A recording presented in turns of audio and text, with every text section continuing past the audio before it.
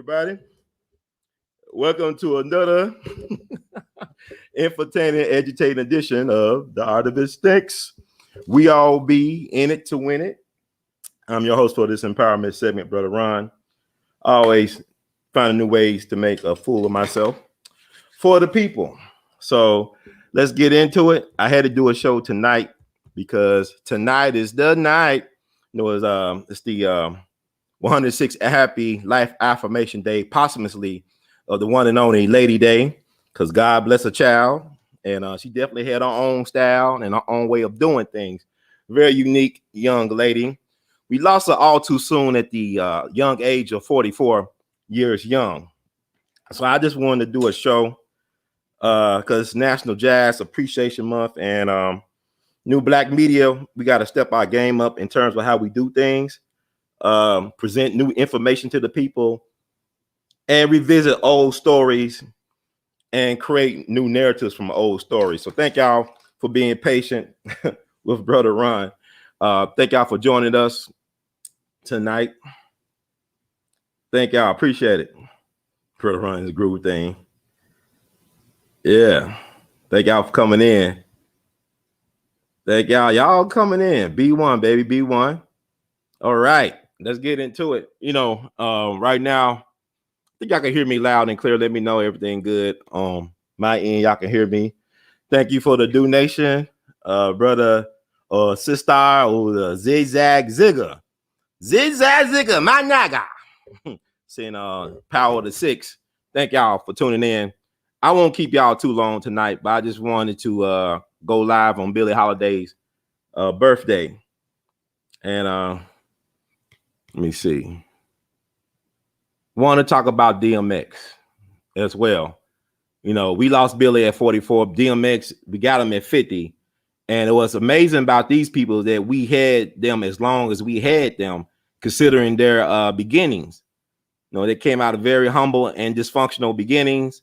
And yet, I don't look at their cases as being tragic lives led, but very triumphant ones, because they have contributed something against all odds. They have left something of endurance for the people to enjoy for many years and generations to come.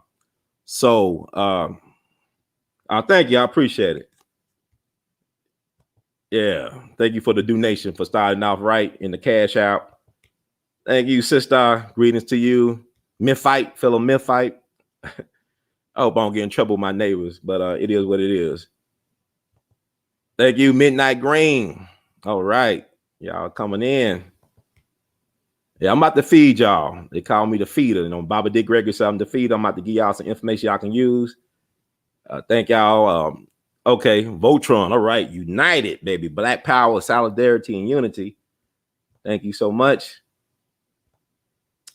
Brother Shaq coming in. I don't think DMX passed. Y'all let me know. DMX is he's in the hospital right now. He had a bad batch. And you know what the interest about street drugs? It's not necessarily the drugs that kill you. It's what they use to cut the drugs with that's killing people. Like, it's funny. It's not funny in a ha-ha way, but it's what they use to cut the drugs with that actually kills the people, not necessarily the actual drug. It's almost interest. Like you look at Big Pharma, the so-called legal drugs. People are dying from the legal drugs, from the side effects of so-called legal drugs, but it's street drugs.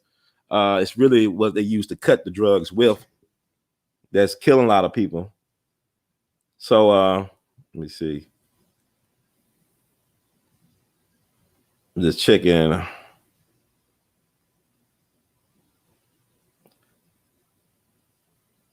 And this is National Jazz Appreciation Month. So I'm going to get things set up. I want to play a clip from an OG I met at a conference down in the ATL, the 100th anniversary conference of the Association for the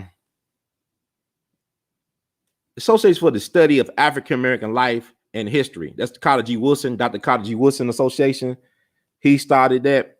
And in 2015, we went down to Atlanta. We all be along with some supporters, went down to Atlanta to attend the conference. And this brother was dropping a lot of gems about a little bit unknown Black history facts about our righteous ancestors, particularly the women like, Lena Horne and Mary Lou Williams. I'm gonna play that clip to get things set up, and I'll be right back with y'all. So thank y'all. Yes. Yes. Shout out to the brass, baby. Yes. I don't think DMX. I think DMX still in the land of living, but let's let me set up. We'll play what this OG had to say. And thank y'all for being patient. I'm trying to get this on have this done before midnight Central Time. Well, we'll see. I always have ideas about having stuff done by midnight. But here it is. I'm gonna play what this OG had to say about hidden chords in Black music history. Judge Joe Brown, and we're listening to We All Be News, News-Free Dixie for the 21st century.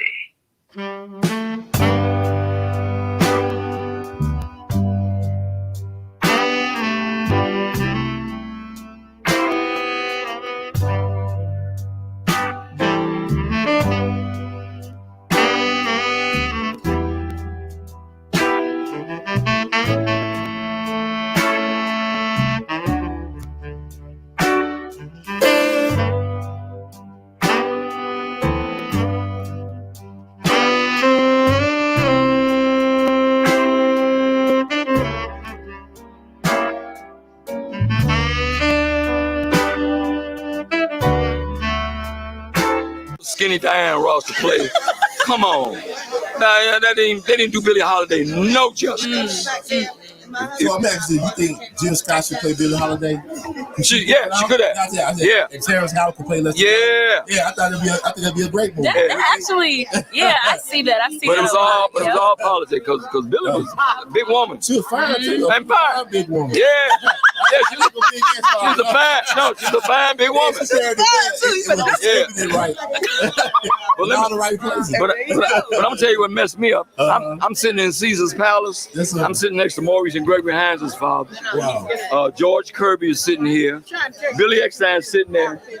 And then a woman, we sitting in Caesar's Palace, and a woman walks up. Hey, you motherfuckers, what the blah, blah, blah, blah. And they said, oh, bitch, sit down, and blah, blah. And I leaned over to Mr. Hines. I said, who's that? He said, it's Lena Horne. I'm like, that Southern accent thing, that's a made-up voice. Lena Horne was a switchblade, Karen, cut you in a minute sister from Harlem. Wow. Oh yeah, she was from the hood. Wow. Yeah, so I'm like, you know, so I had opportunity. I spent 18 days on a ship with Cab Calloway. How was that? That was ridiculous. Because he's funny. He's about that tall. I always thought he was much taller. Look here. You gotta go online.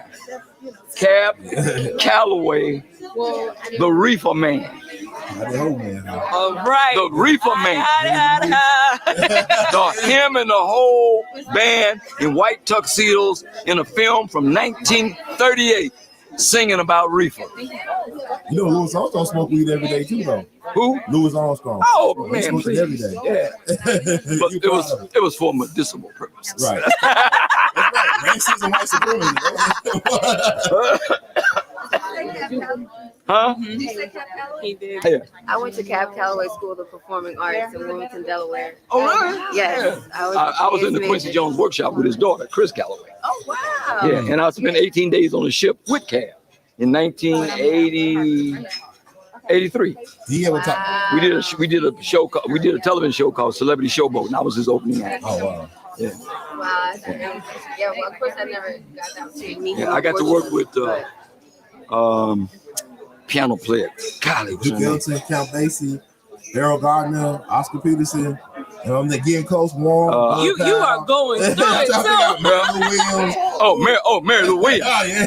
Let me tell you something. Oh, I want to hear about this. You want to make a movie? They need to make a movie about Mary Lou Williams. Yes, sir. Girl taught herself how to play the piano at age 3.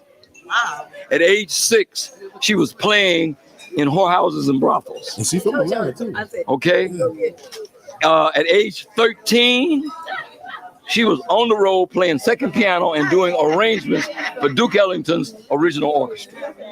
And she the mother of bebop. She trained Charlie Parker. Yeah, right. And she dropped out of music in 1955 joined the Abyssinian Baptist Church, was on the streets of Harlem preaching, and then Dizzy Gillespie's wife brought her into the Catholic Church, and they got her back into music. Went to Europe with Dizzy and came back and introduced jazz vespers into the church. She was the first person to bring jazz into the church. These jazz vespers that you see at churches, Mary Lou Williams started that. Wow. Yeah, in the 50s. That is a movie I would want to see. But I tell people, like, our history is better than what they produce in Hollywood. Oh, yeah. Lone Ranger, that's Bass Reeves. You read about Bass Reeves, you'll forget about the Lone Ranger. You sure would? Yeah. Sure would. Who was the only woman to speak at the march on Washington with Martin Luther King with I Have a Dream? Ooh, I want to say it wasn't Dorothy Height. No. Nah, it was. She spoke. She gave a speech. And it's a phenomenal speech, and then nobody talks about it. I actually do not know. Josephine Baker Yeah. actually spoke at the March on Washington. Yes, sir. Where is that a celebration? Somebody got a celebration. She told me to come talk to you. I put all my stuff up. They were all. I had 20 of them right in front. Oh, so many looking at you. That's me. You're so silly. Yes.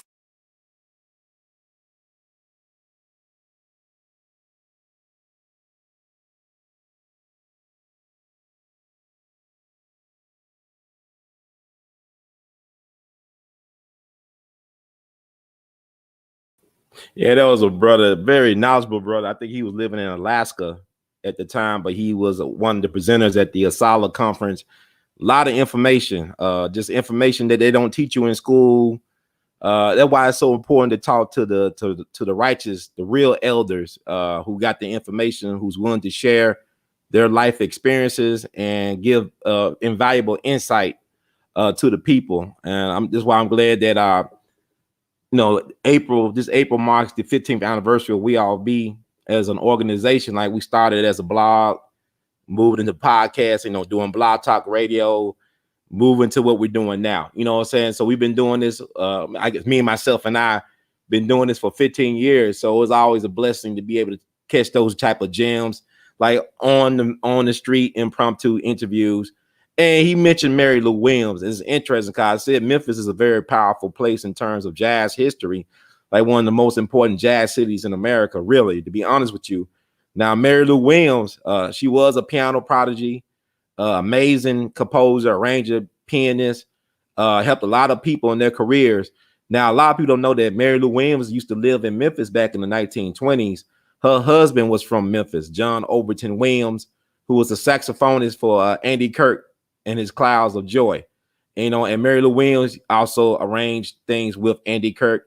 And interesting, Andy Kirk, him and Jimmy Lunceford were school chums from Colorado. I mean, their music teacher was Wilberforce Whiteman, who was the music superintendent of the Denver schools.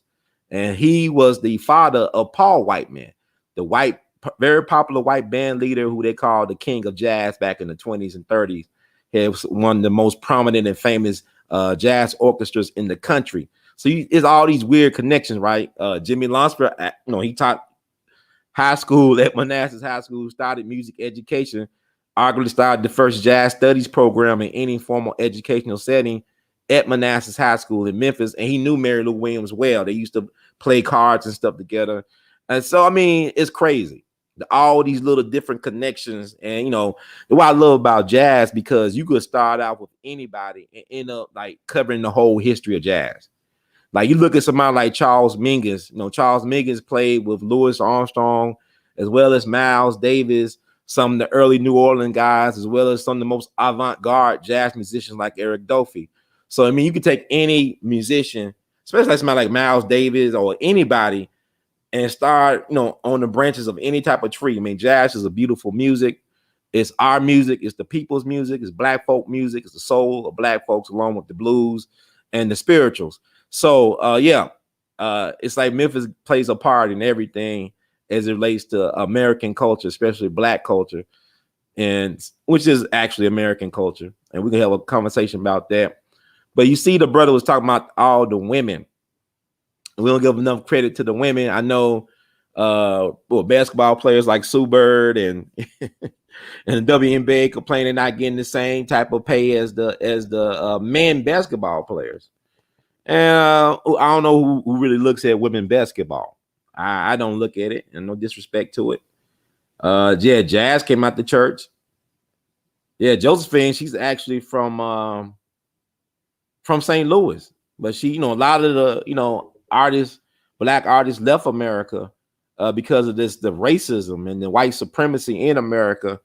And Josephine Baker is a national hero over in France. Y'all remember that movie that what's the sister name? Beautiful sister played Josephine Baker some years ago. They got a person gonna play Josephine Baker in a new movie, but Lynn Whitfield, Lynn Whitfield played Josephine Baker for the HBO movie. It was a very powerful movie. But a lot of musicians, like the great Sidney Bechet. I don't know if you ever heard of Sidney Bechet, but he left America for France and became a national hero over in France. But if you read his autobiography, Treated Gentle, which is a great autobiography about a musician's life, especially one, Sidney Bechet, he claimed Creole, but he also claimed his black roots as well, too. He was proud to be black and Creole. He's from New Orleans. He was a prodigy like Mary Lou Williams. He was playing clarinet when he was before 5 years old. This guy was teaching folks like twice his age how to play clarinet. According to history, he was the first jazz musician that ever got a actual review, a music review by a very prominent Swiss conductor named Ernst Ansermet. I think his name was Ernst Ansermet. He reviewed Sidney Bechet's clarinet playing. I think he was playing in Will Marion's Cook Orchestra. And he said this music that the guy was playing was the highway to the future. And Sidney Bechet was a contemporary Louis Armstrong, but he just didn't get big over in America. He had to go overseas to Paris and became a national hero. Actually died on his birthday of May 14th, 1959. He was a Taurus. Died on his birthday. He was 62 years young, but he's a national hero over in France. Look up Sidney Bechet, Bechet. One of his songs was used as the theme song for one of Woody Allen's movies, Midnight in Paris, I believe it was called. And his song that he played was the theme song. And Woody Allen, whatever you think about Woody Allen's really into jazz, the Dixieland jazz, early New Orleans jazz, and his music hero is Sidney Bechet, because Woody Allen actually is a very accomplished clarinetist and soprano saxophonist in his own right, but he was inspired to learn from Sidney Bechet. And read his book. And what's interesting about Sidney Bechet, he couldn't read music, and I think he really was functionally illiterate. I don't think he could read and write at all, but he was able to play music like out-of-worldly music, a lot of vibrato. He made the soprano saxophone a legitimate instrument in jazz. Y'all think about Kenny G. If it was for Sidney Bechet, there would be no Kenny G. If it wasn't for Sidney Bechet, there'll be no My Favorite Things. John Coltrane did his famous rendition, very commercially successful rendition of Favorite Things, right? Some of my favorite things from The Sound of Music. I don't know the exact title. Y'all know what I'm talking about. The Sound of Music, they song Favorite Things, some of my favorite things. Some Coltrane did his rendition of it, but he did it on soprano saxophone. It took Coltrane coming along to provide an alternative sound on soprano saxophone. That's how powerful Sidney Bechet's sound was on soprano saxophone. I mean, his sound, Sidney Bechet's sound is incredible. Duke Ellington first heard Sidney Bechet at the Howard Theater, I believe back in 1923. And really, that sound is the blueprint for Duke Ellington's sound. Like the jungle music with the Cotton Club, like trombones and the trumpets are talking. He got that really from Sidney Bechet and a cat like Bubba Malley, like a early trumpet star in Duke Ellington's band, East St. Louis Toodaloo. I love that song. Man, just the horns be talking. That's all from the South. And Duke is actually, Duke is interesting to me. And that's another show. I'm not gonna talk about Duke. I'm getting off on a tangent, but jazz is phenomenal. And I'm glad he talked about the women's contribution in jazz. And also, as y'all know, if you listen to my show a long time, Louis Armstrong's wife, his second wife, named a superstar. She's from Memphis, Lil Harder Armstrong, a very capable piano player, composer, and arranger in her own right. I always call her the mother of modern American music because what she discovered in Satchmo helped him launch his solo career. Did a lot of things. One of the early female band leaders in jazz. So really, she's the mother of modern American music, as far as I'm concerned. Lil Hardin Armstrong, Louis' second wife from Memphis. She was born in Memphis, February 3rd, 1898. Actually died playing a tribute concert for Louis Armstrong in Chicago, in the Chicago area. It was on TV, and she actually died at the piano. I think she had a heart attack because just several weeks early, she was at Louis Armstrong's funeral, and she was riding in the family car because Louis Armstrong got married 2 more times after Lil. His first wife was a prostitute named Daisy Parker. Lil was his second wife, sophisticated lady. Third wife was Alpha Smith. She was a gold digger. She give me money and what I need. Gold digger, right? She was a gold digger. And his fourth wife was Lucille. She provided the home and comfort for Louis Armstrong. She was the one that surprised Louis with his home up in Queens. When y'all get a chance, check out Louis Armstrong home in Queens, New York. It's an amazing shrine to the man. He was an interesting guy. And if you go to the home, you realize how short Louis Armstrong. He was very small. You think like, he was big, but he was actually small, a small guy. He wasn't that tall, as you could tell when you go into his home. But it's an amazing monument to the man's legacy. And we actually interviewed Louis Armstrong's illegitimate daughter on We All Be several years ago. She wrote a book about being Louis Armstrong's illegitimate daughter. Her mom was a famous dancer. She was part of a dancing team.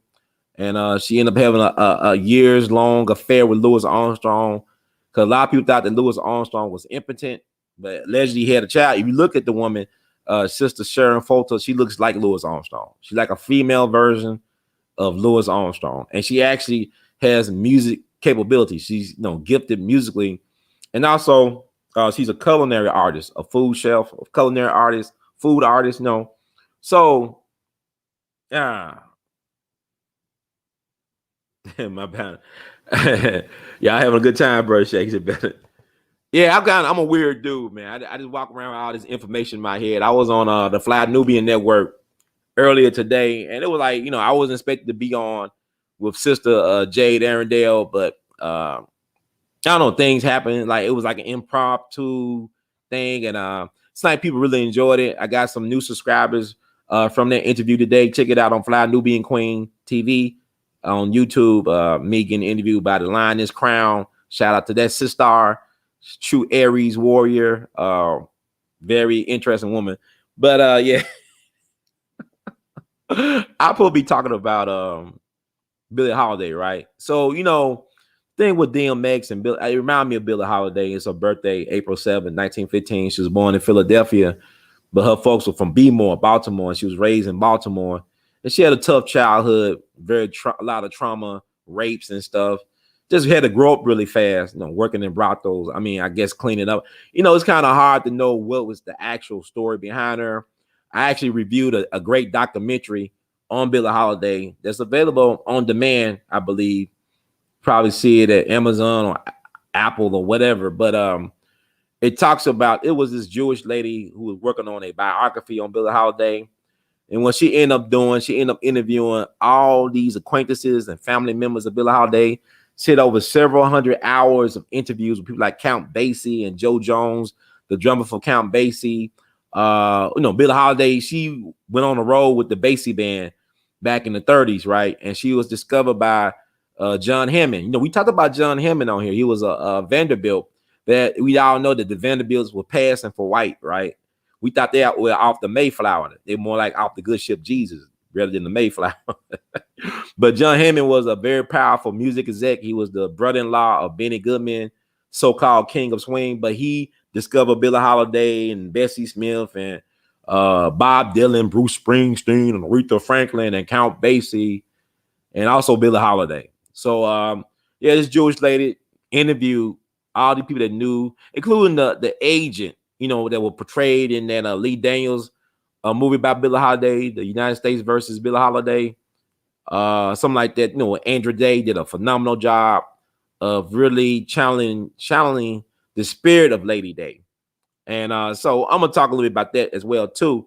But unfortunately, the lady was not able to finish her book. She ended up dying under questionable circumstances in Washington, D.C. Allegedly, they said it was a suicide, but I believe she actually was probably suicided. They said she jumped to a death from a hotel. Probably was pushed to a death. But it's hard to solve crimes like murder. Most murders go unsolved for whatever reason. I know a little bit. I'm a human being.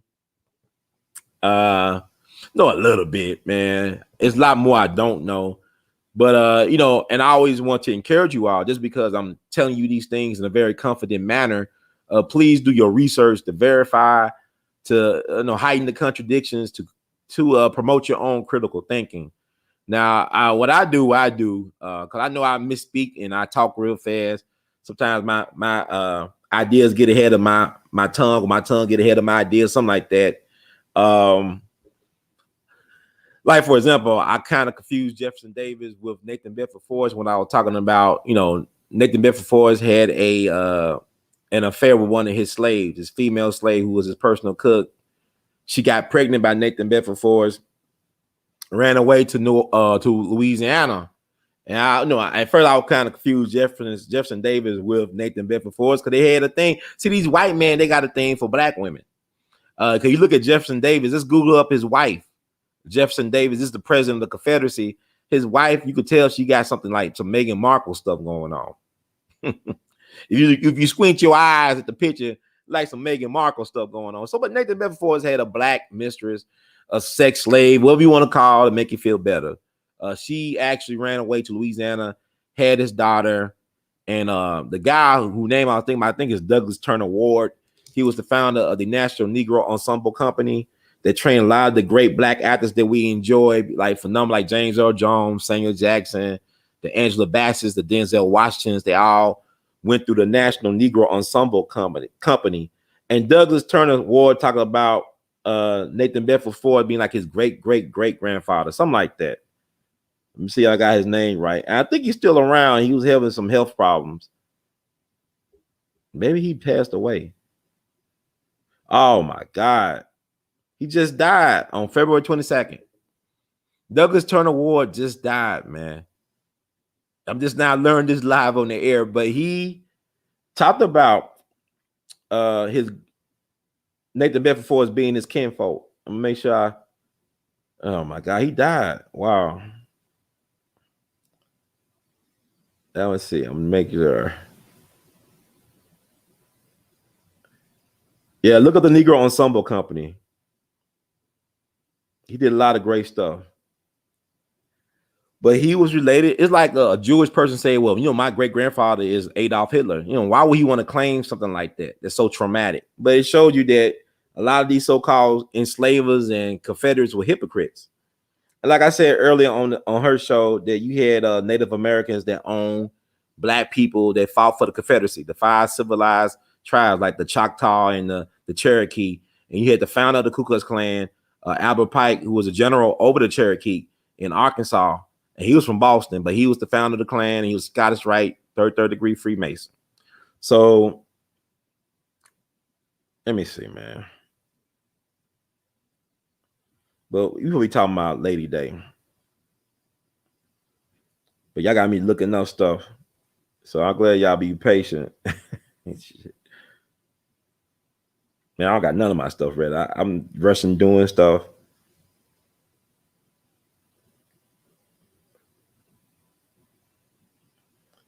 Yeah, his great-great-grandmother, Eleanor, was a slave owned by General Nathan Bedford Forrest, one of the founders of the Ku Klux Klan. And she ran away to Louisiana. So Nathan Bedford Forrest is his great-great-grandfather. And a lot of white folks, I used to go to Nathan Bedford Forrest birthday rallies because they would have him at the statue where his body and his wife's remains were buried under. But they removed that statue back in December 2017.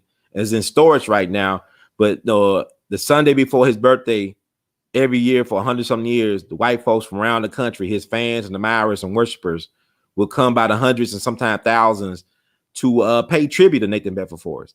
So I actually went to some of the last ones before they took down the statue. I went to several of them, and I interviewed the white folks who participated, and I invited black folks from the city to come out and witness this, because like we so ahistorical. We don't know history. We don't know who we are. We so ahistorical. We get all upset and emotional in our feelings about stuff, not understanding and studying things.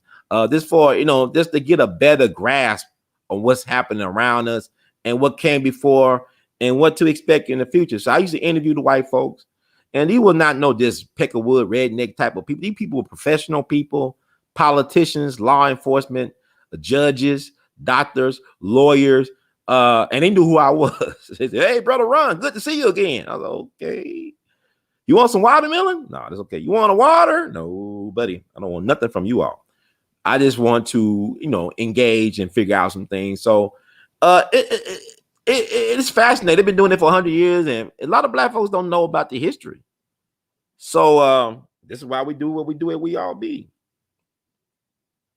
So I was telling them that, hey, Nathan Bedford Forrest got a black great grandson who's a very prominent guy in the arts. No white folks couldn't say that was propaganda. That's not true. I said, Thomas Jefferson got black kinfolk. Why are they not true? My thing is, I'm just about telling the truth, man.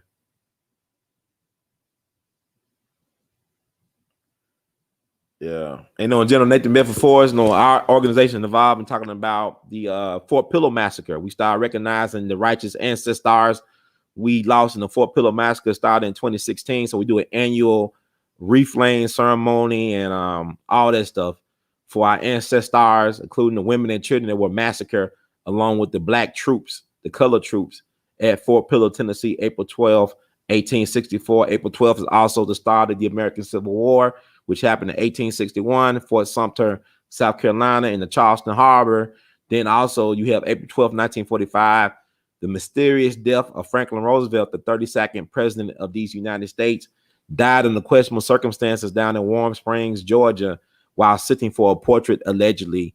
Now, somebody like Joseph Stalin, the dictator of Soviet Union, told one of his sons, "Look, they murdered your father."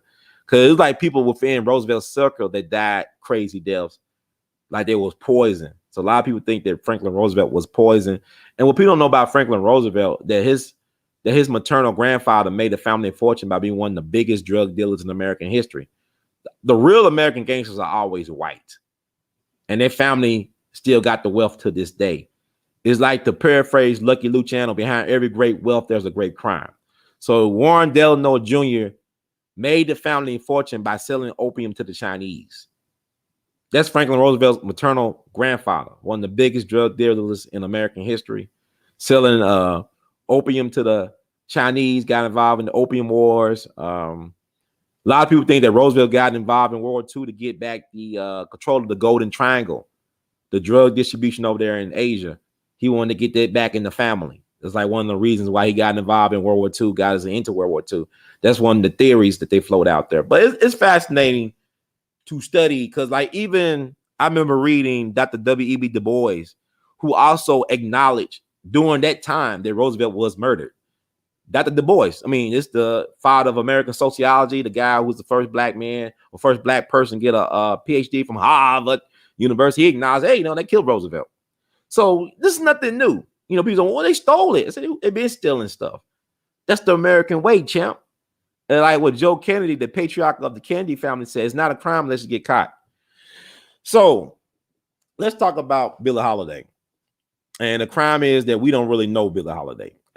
Even if you read her autobiography, Lady Sings the Blues, we still don't know Billie Holiday. It's very mysterious. But what's interesting is you can know Billie Holiday because you can find videos of her speaking in her own voice. There's interviews on YouTube and other outlets online that has Billie Holiday being interviewed by people while she was alive.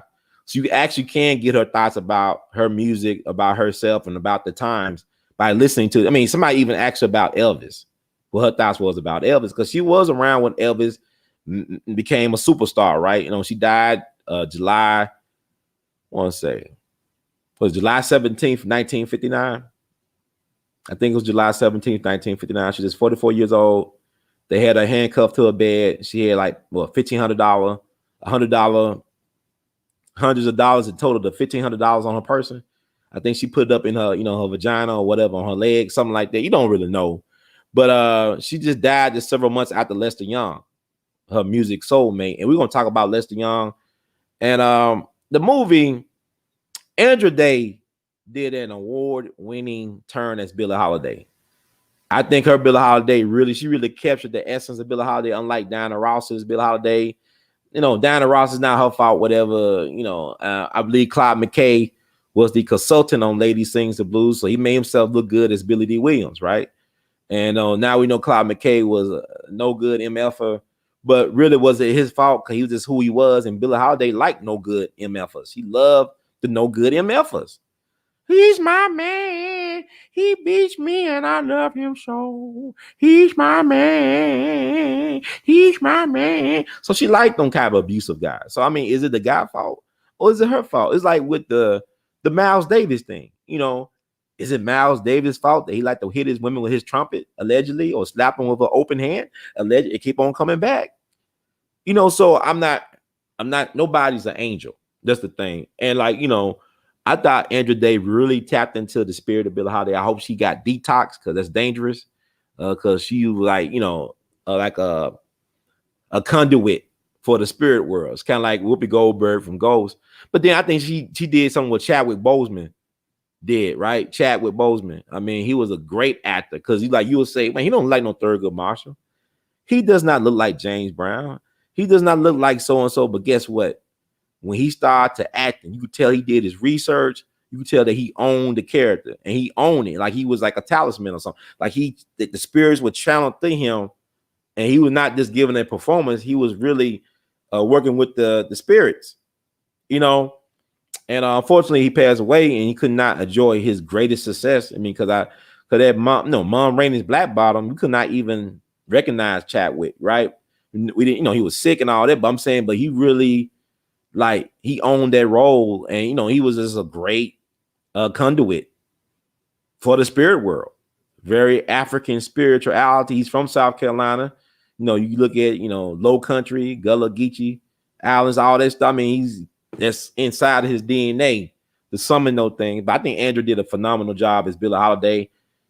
I thought the script could be better. This is Lee Daniels, for crying out loud. You know, Lee Daniels gonna do what he do. You know, he has an agenda.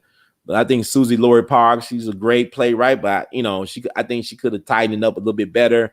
I think it's really unfortunate that they didn't make more of the relationship between Lester Young and Billie Holiday, because they were like musical soulmates. And the guy from Everybody Hates Chris, he reminds me of his caricature of Lester Young reminds me of one of my favorite black artist paintings, William H. Johnson. Check out William H. Johnson's paintings. He kind of reminds me of a caricature of Lester Young, and it's not his fault, because Lester Young, man, I have yet to see a movie that really captured the essence of that relationship between Billie Holiday and Lester Young. I would love, like I said in the interview I did with the brother, the OG musician, I would have loved to see Terrence Howard and Jill Scott do a movie that was based upon the relationship between Billie Holiday and Lester Young. Because Jill Scott could play Billie Holiday. I mean, when you look at Billie Holiday, when she was younger, she was heavy. And Jillie's from Philly, right? Billie Holiday was born in Philadelphia, raised in Baltimore. But Jill Scott got that. She got that it like Billie. She could have pulled it off. And I think Terrence Howard could have really pulled off Lester Young, because Lester Young was a light-skinned dude with green eyes, and he had red hair. And he had an amazing vernacular. He created his own language. So no, Lee Daniels' movie don't catch it Lester Young at all. The guy was amazing. It was nobody like him. He had the pork pie head on. He wore his clothes so he walked a certain way. He held his horn a certain way. It's kind of like Lester Young approached the tenor saxophone kind of like Mike Tyson, right? Mike Tyson was a heavyweight boxer, right? One of the greats. But when he talked, hey, it's ludicrous, man. It's a pandemonium, ludicrous, man. Look, I bite your kid's head out and spit it out in the bucket. I'm just ludicrous. It's hysterical. It's like how Lester Young, I mean, because it's like his tenor didn't have a lot of vibrato. It wasn't like really like, oh man. It was really light and airy and floated, and you know, it was different.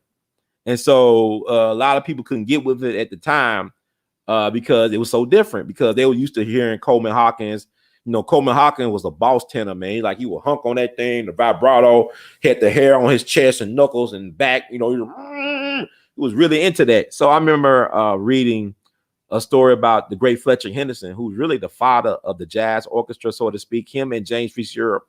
And I know I'm talking about everything, but we got the I'm going to be talking about. But he hired Lester Young to replace Coleman Hawkins when Coleman Hawkins left for Europe. A lot of black artists went to Europe because all this racial tension in America and the ability to make money and all this stuff and to sleep with white women or white boys or white men, whatever. I don't know. But Lester Young, he was from Woodville, Mississippi. He was born there August 27, 1909, down in Woodville, Mississippi. Came from a family of musicians. His father was like the Joe Jackson of jazz. All his brothers and his siblings, they played in the family band. And actually, Lester Young at one point ran away from his dad and went to the circus. He ran away to the circus. But some way he found his way up in New York in the Fletcher Henderson band. And so the guys in the band could not dig what Lester was putting down. Like, if you can go online to YouTube, there is an amazing interview that Lester Young did right before he died. I think he did over in France before he came back to New York and died, across from Berlin at the Alvin Hotel back on March 15th, 1959. But he did this interview, and it's kind of, it reminded me of, he'll get an interview like by Charlemagne the God and the Breakfast Club people. It's like one of them Soldier Boy, Put Some Respect My Name, Birdman interviews that he did. He was a lot of cursing and stuff, but he was just talking about how Fletcher Henderson's wife would take him down into their basement to play records of Coleman Hawkins. Like, she trying to tell him, hey, baby, I'm going to help you. This is how you supposed to sound on tenor sax. See, you see how Coleman sound and phrasing? And then Lester would look at her and like, look, lady, that's great for him. That's fine, but it's not me. That's fine for Coleman, for the Bean, for the Hawk, but that's not Lester. That's not Lester Young. So thank God, because he stuck to his guns, because Fletcher Henderson told everybody in his orchestra, look, y'all give this boy all this hell. Y'all don't give him no peace. But I'm going to tell you something. I'm going to let this guy go. But he's going to outplay all you suckers, all you jive turkeys. He's going to outplay you all. And he was correct. Lester Young became one of the most influential musicians of his generation. I mean, the way he played the tenor saxophone opened the doors up for people like Charlie Parker and John Coltrane to come through. And the Eric Dolphys and all these people came through. So thank God he stuck to his guns and didn't change. And that's what I love about jazz. It teaches you how to really be your true self, not to change for anybody, because, I play trumpet, but I don't sound like, which y'all, I don't sound like Dizzy Gillespie. I don't sound like Mal. I don't sound like Clifford. I sound like me. I play me. And so Lester Young said, I'm playing myself. And really, how you live in this world, the best way to be is truly who you are. That's how you make your real contribution to the world. It's not trying to be like Mike or be like somebody else. It's being you. That's how you do it. Charles Wright had this song, Charles Wright from Clarksdale, Mississippi. I'm trying to get him on the show. The guy was like, express yourself. Da, da, da, da, da, da, da, da, da, da. You can do it. Express yourself. So learn how to express yourself and be okay being you and not worry about the critics, because without critics, you won't have success anyway. Like Malcolm said, without critics, you won't have success. You're likely not to have success, because your haters are your fans, because they pay attention. They weigh in. They tell you when you slipping, when your family and friends won't tell you when you slipping. They want you to succeed so they can hate you for it. So give love to the haters in your life. If you don't have no haters in your life, you ain't really living life. It's as simple as that. Simply, you're not living. Thank God for the trolls. I love y'all. Thank y'all. We love you madly. So, Billie Holiday had a rough life, right? And the way we look at it, we think it's sad. Oh, man, she got raped and all the drugs and getting shot at by the feds and getting arrested, going to jail for a year. And the way she died, I think she was triumphant. How many black folks go to hell and never leave anything of endurance for the next generation, of endearment for the next generation? Billie Holiday checked out this MF at 44, and she left a powerful legacy of artistry that has influenced so many people. All the singers, you think, oh, she can't sing. Your favorite singer thinks she's great. She's your favorite singer. Just like Louis Armstrong. Oh man, he got a rough grasp. I'm Sasmo. It's a wonderful world. Oh, he can't sing. But everybody, if it wasn't for Louis Armstrong, he invented pop singing.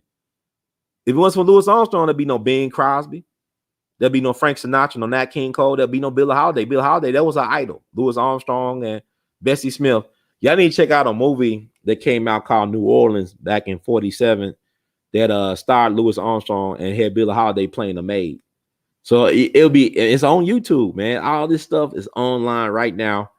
I'm gonna post it later on when I get off the show. I mean, it's amazing, man, to see Louis Armstrong. You see how Billie Holiday look at Louis, because she played his fiance, I believe, or girlfriend in the movie. And the way that Billie Holiday would look at Louis Armstrong, the love.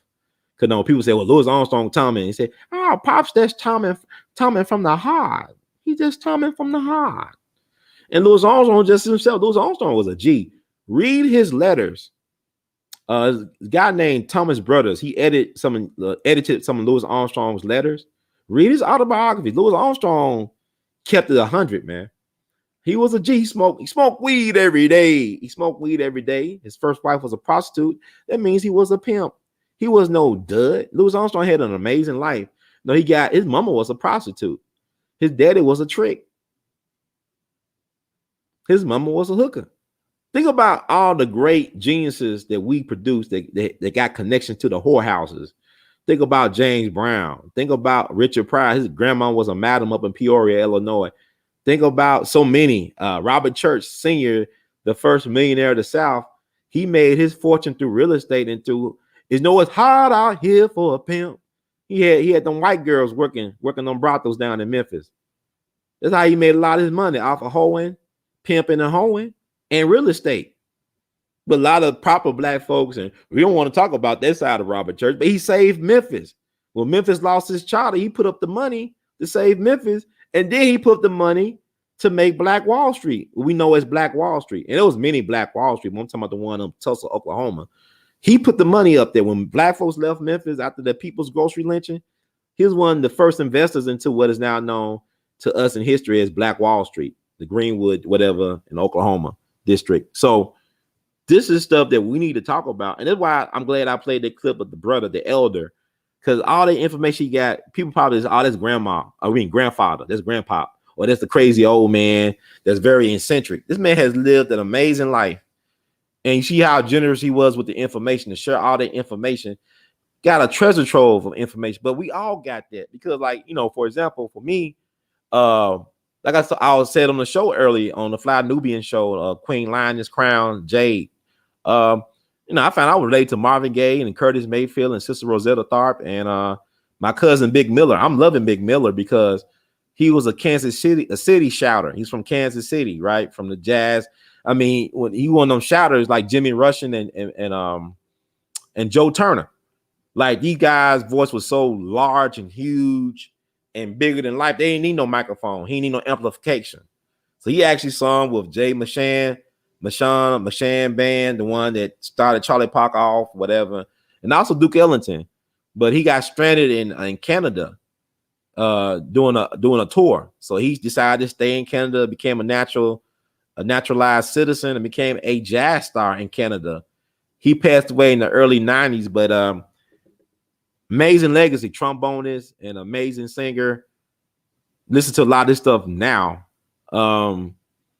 He also did this cult movie classic called Big Meat Eater, where he played this, I guess, murderous butcher who also was a trombonist and a singer. It's kind of like Canada's version of Rocky Horror Show, right? The cult classic here was a musical. So my cousin is featured in that. It's hard to find online to watch, so I just ordered the Blu-ray disc from a company in Canada. So hopefully I can play that for this year's Jimmy Lunceford Jamboree Festival. But these are the type of people, I mean, not just them, but I know ancestors of mine. I know them by names. Some who fought in the American Revolutionary War, some who fought in the Civil War, World War I, II, and all that stuff. But I was thinking about, if I knew this information growing up, though, if I knew I was related to Marvin Gaye and Curtis Mayfield and Sister Rosetta Tharpe and Big Miller and some other people when I was growing up, how would my life be different right now? Where would I be right now in life? I think that's why it's so important to investigate your trees and your roots and stuff like that.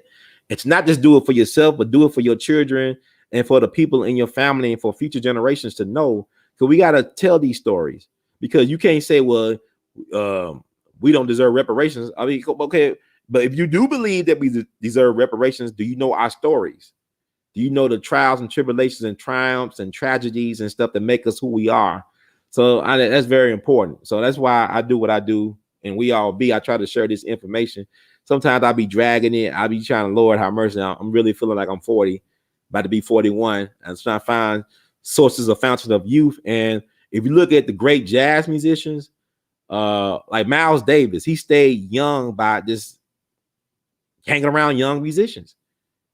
You know, Miles, when he turned in his 40s, who he was getting with? He was getting with teenagers like Tony Williams and people in their 20s like Herbie Hancock and Wayne Shorter. He'll get with like younger people to stay fresh and relevant. If you even look at Duke Ellington, man, it's like, it's this guy who went to Tennessee State named Jimmy Blanton. He's from Chattanooga. Y'all probably never heard of who Jimmy Blanton is. He kind of like one of them guys. They just like come here for a short period of time and they leave. Kind of like Charlie Christian. Y'all ever heard of him? And one of the great innovators on jazz guitar, played with Benny Goodman and stuff. Helped set up the jam sessions at Minton's that led to the birth of bebop, modern jazz, modern American music. He died, I think he was 26. He died from TB. And I believe that Jimmy Blanton, who was a great bassist from Tennessee State, by the way, of Chattanooga, he died in his early 20s, but this guy's contribution to bass playing is amazing. He's like the Jimi Hendrix of jazz bass player. Like, he just changed the game, man. The man, the way he articulated his bass line, it was like nobody's business. But he got with Duke Ellington. He started out in with the Tennessee State Collegians. A lot of our great musicians came out of HBCUs. A lot of them, like Jimmy Lunceford, like the guy I did a picture of, he started at Fisk University, right? A lot of our great ones came out of HBCUs, but Jimmy Blanton was no exception. But he just died so young. I think he died from tuberculosis in his early 20s. Died real young. But he was so amazing in the Duke Ellington band that band period was known as the Blanton Webster Band. He had also the great Ben Webster, the great tenor saxophonist from Kansas City, in the band at the same time as Jimmy Blanton. And you want to listen to the recordings that Jimmy Blanton did with Duke. It's called Coco and I think Bear. Like Bear, Bear, and Coco. I love Coco. K-O-K-O.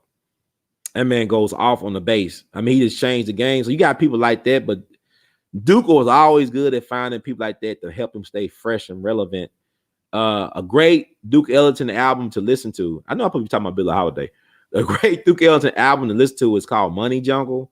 It's basically him doing reinterpretation of some of his standards of compositions with Max Roach and Charles Mingus. Now, these guys are his musical children, but they also are young enough to be his sons. Because Duke, man, Duke was like 23 years old, or almost 23, when Charles Mingus was born, and he was like in his 20s when Max Roach was born. So this guy he way older, and he like twice their age. But man, you couldn't tell that Duke was older than them guys. Them guys was getting down with the music, man. It's like if I was stranded on a desert island, Money Jungle would be one of the albums that I would pick to be with me if I was stranded on a desert island. It's kind of like Duke Ellington. If he was alive, he could mess with Kanye and all these producers, Dr. Dre. He'd be right at home with these guys because Duke, man. Duke is arguably the greatest composer in American history. And another thing about composing, Billie Holiday was a phenomenal composer. She wrote songs. She wrote God Bless the Child, right? She wrote a couple of songs I didn't know. She didn't write Strange Fruit, though. She didn't write Strange Fruit. That was written by a Jewish teacher named Abe Maripool. He was an activist, and he wrote the song Strange Fruit, a Jewish guy. He ended up adopting the children of the Julius and Ethel Rosenberg. You know, the Rosenbergs were Russian spies that were executed by the United States of America.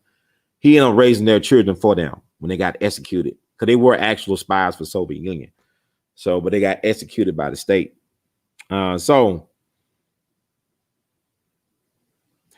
DMX, I mentioned God Bless a Child. You think about DMX, he's really one of the rare rappers to really wear his faith on his sleeve. Like he really expressed his faith through the prayers and all this stuff in his music.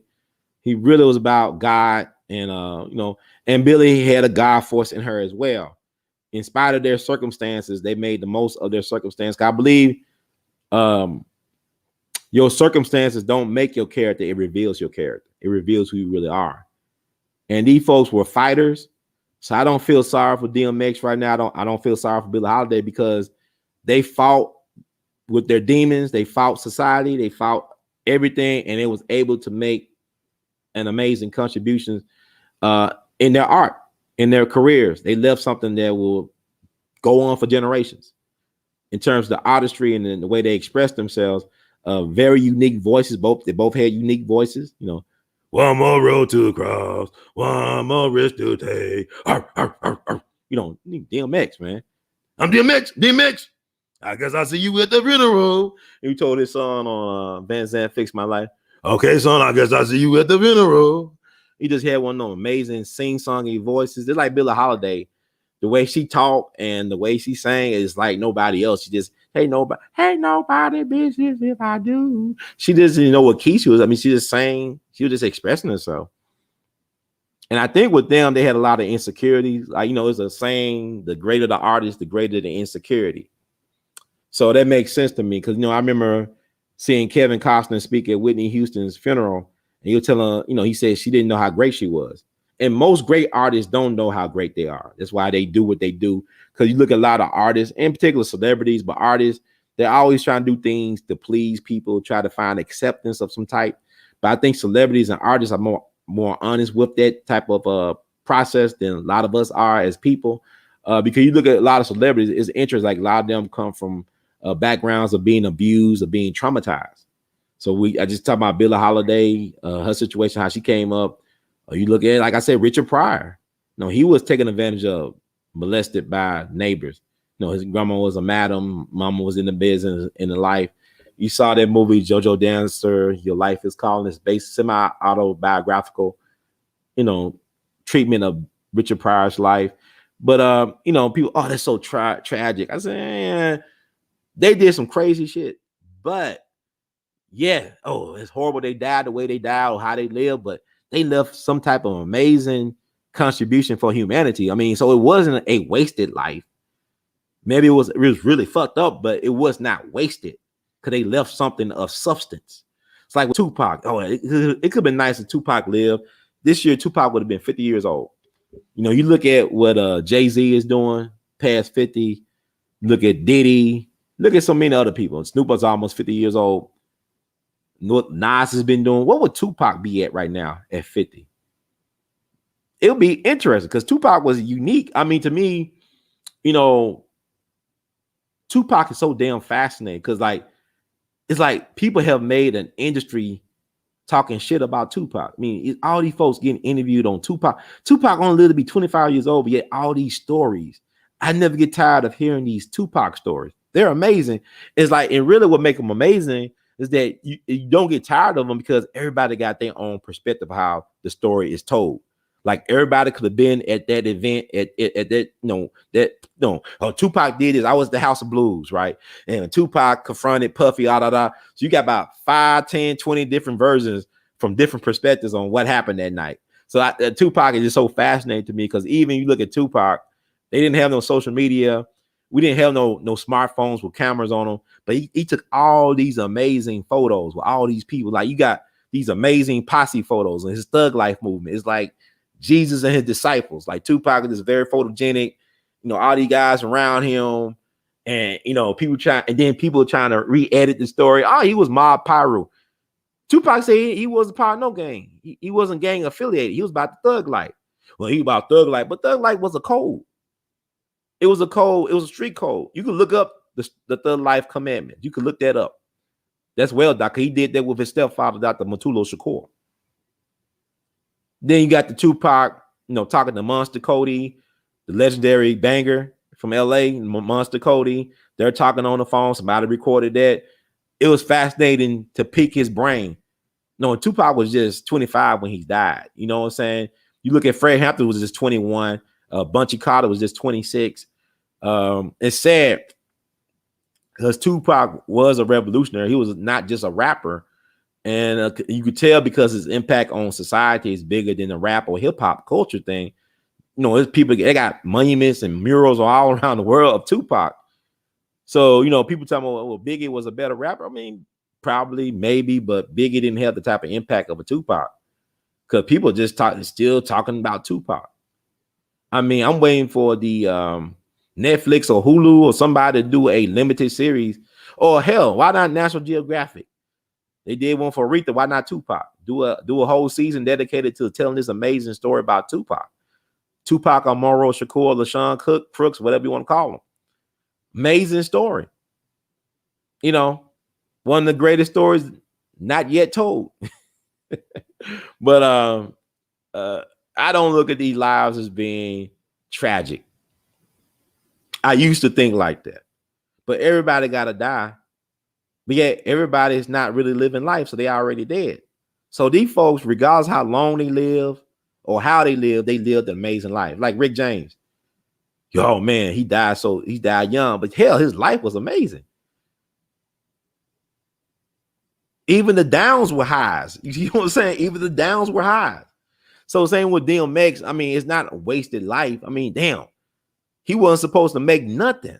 You know what I mean? The people that come from where he come from, they don't make a contribution. They don't live long enough to make any significant contribution, to let people know that they actually existed.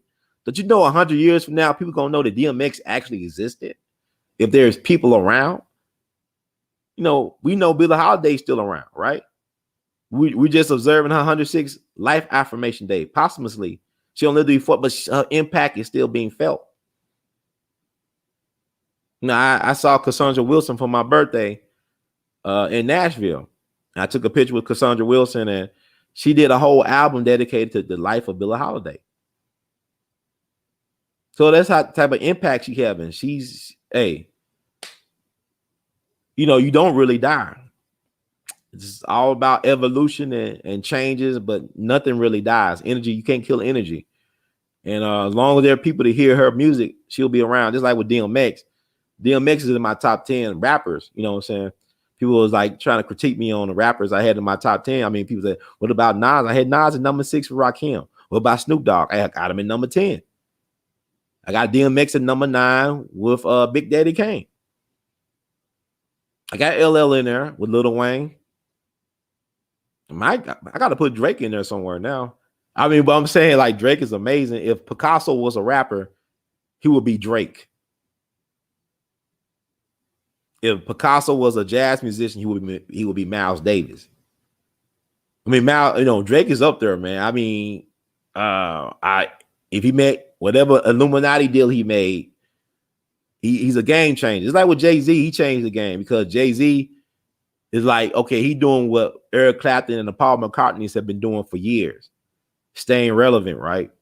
And, you know, in rap, if you was over 30, you was old. You know, we look at 2 Chainz, who was a titty boy.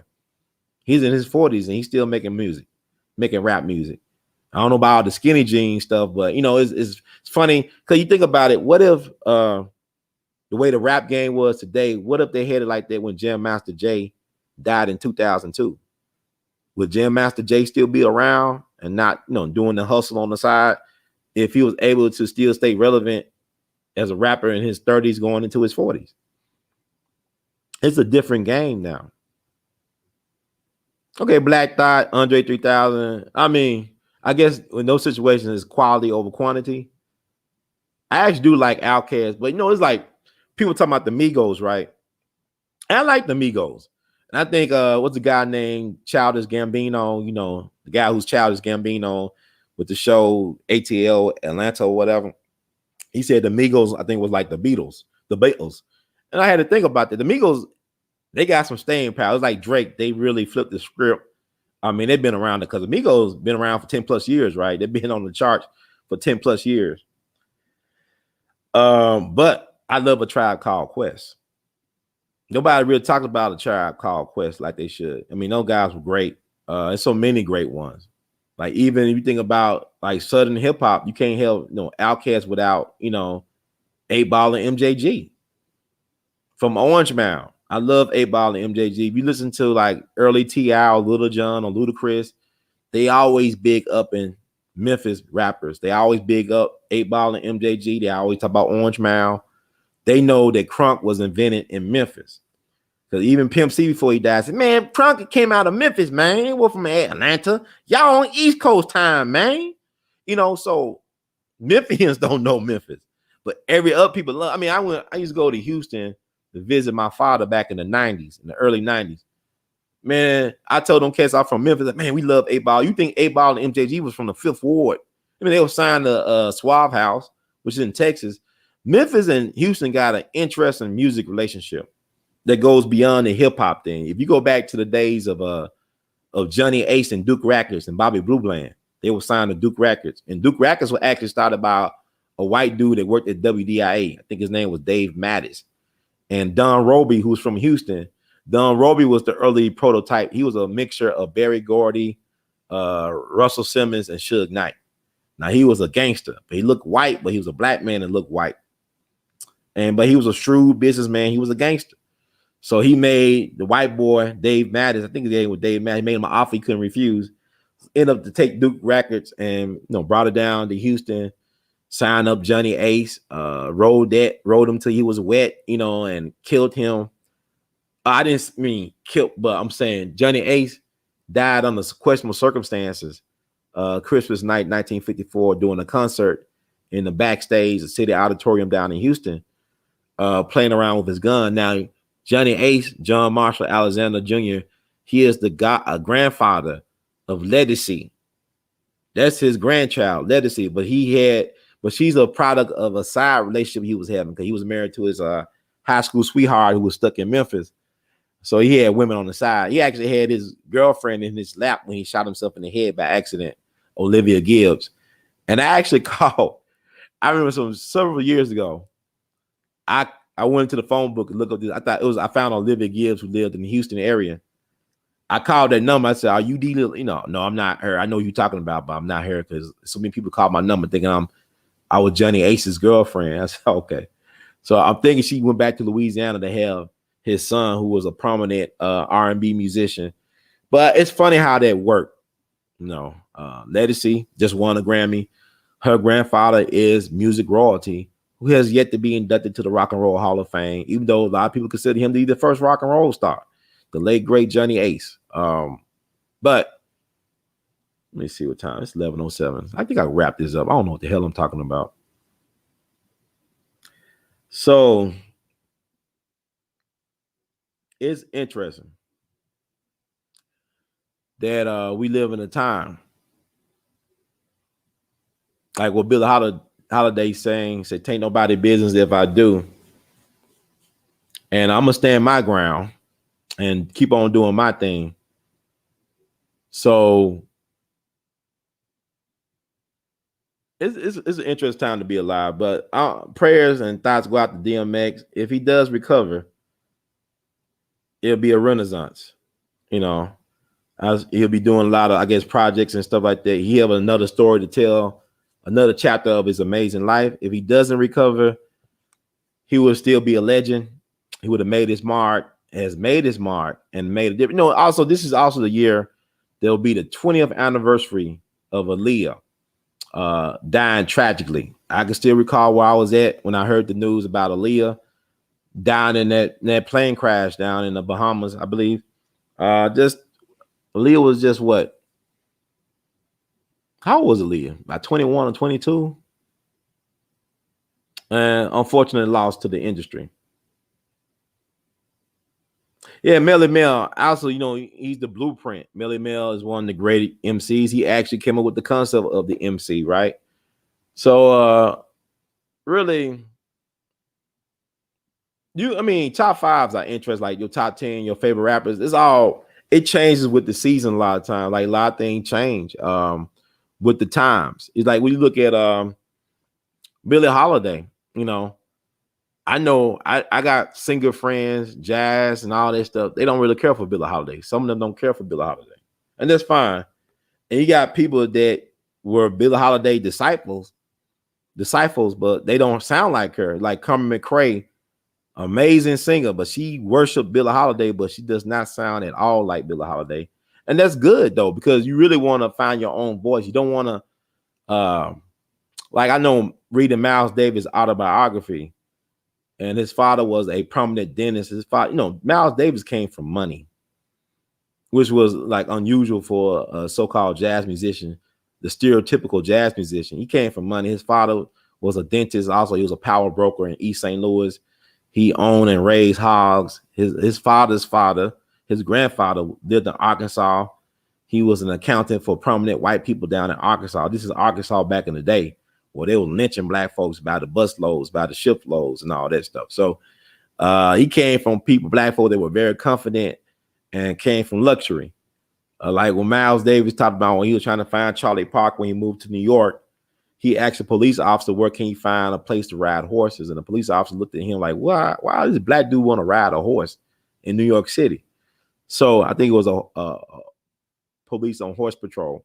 But anyway, read his autobiography that was co-written by Quincy Troop.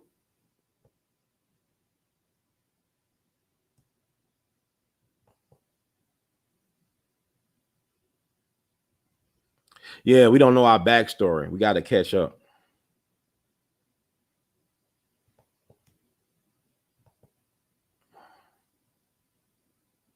No, he was never poor, but he had his demons, though. Miles had, okay. Yeah, I think she was a Capricorn. That makes sense by Aaliyah, if that's true. But no, Miles was never poor, but he had them Jones. He had an addiction problem that he had to kick. He had to go cold turkey to get out the heroin, and he had to reclaim his career. Because Miles is interesting, because if Miles died the same age as Tupac, which was 25, Miles would not be the Miles that we know today, that y'all love, like y'all love the Bitches Brew, Kind of Blue. They don't happen until he's like in his 30s and 40s and stuff. Some of that stuff. On the Corner, Jack Johnson. If Miles died at 25, he would just been known as a sideman in Charlie Parker's band. Now he'll be a part of history because the recordings he did with Charlie Parker are some of the most important early recordings in bebop. But he would not be this celebrated like beyond category icon, because he still would be wearing Brooks Brothers suits. If he died at 25, he'd be known as some black dude in a Brooks Brothers suit. And also I believe he wouldn't have the famous voice he had, because that came about because Miles, I believe, had some type of throat surgery or some type of surgery dealing with his vocal cords, his mouth, whatever. And the doctor told him not to talk. And I think Miles went off on somebody on the phone. That's why his voice started sounding like that. It sounded like that. But it fits his music, though. It fits his persona. But there's recordings of Miles Davis, how he sounded before his voice got messed up. But some type of way he incorporated that into his mystique. It works. And that's what I love about jazz and art, because you cannot make a mistake in art. You cannot make a mistake in jazz. It's all about how you, if you miss a note or hit a wrong note, it's how you resolve everything. It's not how you got to have everything so perfect. It is like, how do you make this work now? Oh, you hit this bump in the road and this happened. Okay, so what do we do now to kind of smooth it out, to make it all work, to make it cohesive? To me, that's what jazz and art teach you how to do, how to deal with life in that way. Because you can't do no do-overs a lot of times. It is what it is, but can you make what it is something else? Can you make it have another meaning? It is, and that's what the music is, and that's what art is to me as an artist, And it's like, I'm looking at, the chat room, some interesting comments in there, and I'm just gonna keep on being me. Yeah, Juilliard was a means to the end. I mean, Miles he had to go to get to New York so he could get with Bird, because he met Bird and Dizzy Gillespie in St. Louis when they came through, I think, with Billy Eckstine. He actually was playing with them as a replacement. And I believe Bird and Dizzy said, when you come to New York, you should come to New York, look us up, or look up. And the Bird said, look me up. So, he came to New York from St. Louis, but the way he had to get into New York, into the scene, his father has to pay his way. His father had all the money. So he agreed to go to Juilliard. But his father told him, said, son, if you do the music thing, don't be a Mockingbird. Be your own person. Do you. Don't be like anybody else. And so Miles did himself, and we see what happened. I think Miles died when he was 65 years old. But that's amazing he lived that long considering all the stuff he'd been through. So what I'm saying is, it's tragic that, you know, I guess he couldn't live longer, but he did extend his life when he kicked out, you know, quit heroin, cold turkey. I think he went to his father's farm in East St. Louis and just sweated it out, you know, locked himself up in a room and sweated it out. And he came back a changed man. And Miles is like Tupac. He's a Gemini, like Biggie. Yeah, all Gemini, Prince. Miles and Prince, they got along. They love each other to death. You know, Miles thought the world of Prince. He thought Prince was the new age Duke Ellington. That's how revered Miles thought of Prince, you know. So I'm not even talking about what I said I was going to talk about. Yeah, Clark Terry. Clark Terry was very influential. You know, Clark Terry, he taught at Pine Bluff, Arkansas before he died. And there's a great documentary that I think Quincy Jones did on Clark Terry, because Clark Terry was an important jegna to Quincy Jones as well. You know, Quincy Jones played trumpet as well. But Miles was so bad on drugs, right? He was so gone. I think, and Clark Terry was from St. Louis. So Miles, and that was a St. Louis homeboy. So Clark called himself looking out for Miles. I believe he let Miles stay in his apartment when he was on the road. Miles took all his shit and sold it. He pawned all of Clark Terry's clothes and shit. Took all his shit, cleaned them out. Cleaned him out, man. Took all of Clark's shit, pawned it for drugs.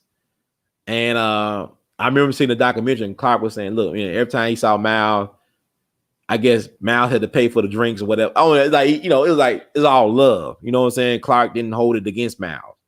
You know what I'm saying? He knew Miles was in a bad place at that time. A lot of them musicians were strung out on drugs at that time. But, you know, who brought the drugs in? Who brought the heroin in? The government did.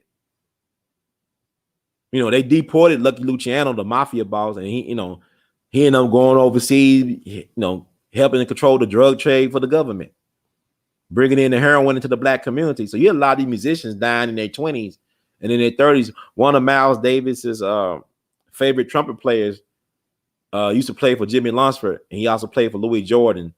His name was Freddie Webster. According to whatever source you get, he either from Alabama or he's from Cleveland or both. But Freddie Webster died, whatever source you look at, he either died at 29 or 31. He actually got some stuff that was meant for Sonny Stitt, another great saxophonist. Some hot stuff, some stuff that somebody, kind of like with DMX, somebody gave him some stuff. There was some bad stuff, and he had a bad reaction to it, but it was meant for Sonny Stitt. But Freddie Webster ended up getting OD'd on it, whatever, dying from it. And y'all should listen to Freddie Webster. He did with Jimmy Lunceford, this song called Yesterdays that they've had on the radio, but it's preserved for posterity. You listen to it on YouTube. Freddie Webster's Yesterdays, I think it's from July the 12th, 1943 or something like that. It's amazing. It's amazing because like Dizzy Gillespie and Miles and a lot of other horn players held this guy in high esteem. Like he had an amazing sound. He had the perfect sound on trumpet. And I had a chance to talk with the great Randy Weston. I don't know y'all know who he is. He's a great piano player. He's probably the only person in history that could claim Thelonious Monk and Langston Hughes as his jegnas. I mean, Langston Hughes had it in his funeral, in his will, that Randy Weston had to play, at his funeral. That's how highly thought of Randy Weston was. Randy Weston was a tall man in his prime. He was like 6'8" or 6'7". Never cared for sports, just loved music. You know, he was encouraged by his parents. His dad was from Panama. His mom was from Virginia, and they were both Garveyites, followers of Marcus Garvey. And they encouraged him to be black first and to follow his music ambitions. His father owned a restaurant in Brooklyn where he fed a lot of prominent musicians like Max Roach and all them used to come in, Miles Davis and all that stuff. And Randy Weston told me when I was in his brownstone up in Brooklyn back in 2016, he passed away Labor Day weekend 2018. And I felt him going away. I felt his spirit, you know, that weekend when he died, which was crazy. I didn't know he died until after Labor Day. I thought, oh man, I felt him when he passed. He came to me when he passed. I mean, it's amazing. But He said when they found the news that Freddie Webster died from OD'd in Chicago, I think, and Miles wanted to drive to the beach so he could play his trumpet in honor of his fallen friend. I think he played his trumpet with the mute, whatever, towards the Atlantic Ocean, something like that. Randy Weston wrote his autobiography as well. And also with Jimmy Blanton, right? Another story I heard from, listen to an interview with Gerald Wilson, the great Gerald Wilson, who passed away not too long ago. I saw his son. He came to Memphis, great guitar player. And Gerald Wilson said they saw Jimmy Blanton in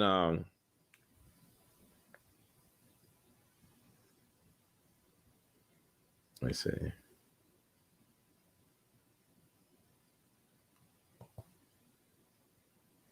Yeah, Randy Weston did. But yeah, Jimmy Blanton. I talked about Jimmy Blanton earlier. He died, you know, he revolutionized jazz bass playing, right? His first choice for band, he wanted to be in the Lunceford band.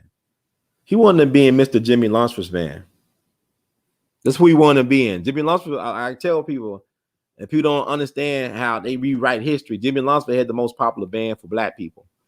His band was the #1 dance band for black folks in America. They called him the Harlem Express. It was the #1 attraction at the Apollo Theater for a whole decade. Jimmy Blanton wanted to play with Jimmy Lunceford, but Jimmy Lunceford was too loyal to the folks who started out with him. He did not want to fire or get rid of his bass player, who was also his music student in high school, Mose Allen. He wanted to keep Mose Allen. You know, he could have got one of the greatest musicians of the 20th century in his band, but he wanted to keep Mose. And so Jimmy Blanton, his second choice was Duke Ellington. So that you know, I mean, Jimmy Lunceford was that thought of that much revered. You know, that Jimmy Blanton, the one who changed bass playing forever in jazz history, wanted to play with him instead of Duke Ellington, and Duke Ellington was the second choice. And he said, what about Horace Silver? Yeah, what about Horace Silver? Horace Silver was great. There's a lot of great ones. Matter of fact, Horace Silver, one of his music heroes growing up was Jimmy Lunceford, along with Quincy Jones. His music hero was Jimmy Lunceford as well. Both of them guys love Jimmy Lunceford. If you listen to the music Jimmy Lunceford, you'll see why they love Jimmy Lunceford. Jimmy Lunceford was amazing. For his musicianship, the precision, the way they played, the sound was amazing. It is what it is.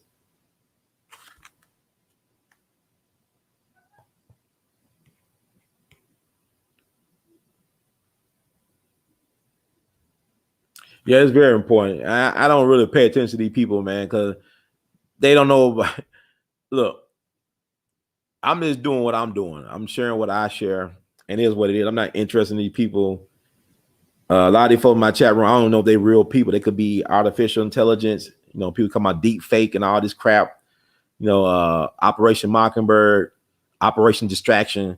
Not interested. Don't really care. They, you know, as long as they on my channel, they're gonna get this history the way I'm telling it. But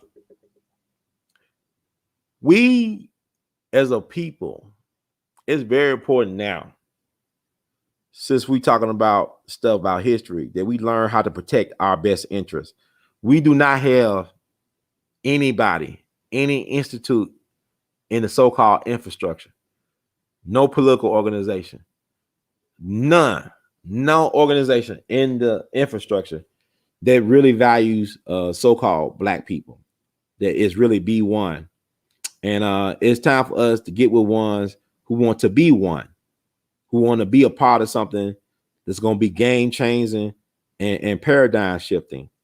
So it is very important to study history in all facets, to learn about the successes and failures, because there's no quick fix to the problem that we find ourselves in as a people. Now, there are things that individuals, as we as individuals can do, that can alleviate some of our own personal situations. But in terms as a group, as a village, we gotta find a way to work with those who's willing to work on themselves and work for each other. You know what I'm saying? So that's why I tell people that people should study jazz. You study the band leaders, how they handle difficult personalities, how they dealt with adversity, overcoming things. Very important lessons that can help not only you, but can help your family achieve against all odds. You look at somebody like Duke Ellington, who had a running band for 50 plus years. This is through, Great Depression and World War and Vietnam War and Korean War, Jim Crow, Civil Rights Movement, everything going on. And Duke had a working band for over 200 nights a year for about 50 years. You had folks in that band that would not talk to each other for years. You had folks in that band that had all type of mental issues, but they made beautiful music together, So I always tell, like, look at Sun Ra, Count Basie, all those guys.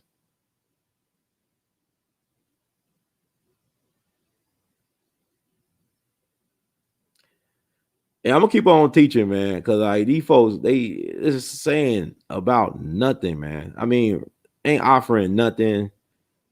Don't know if these people are really real people.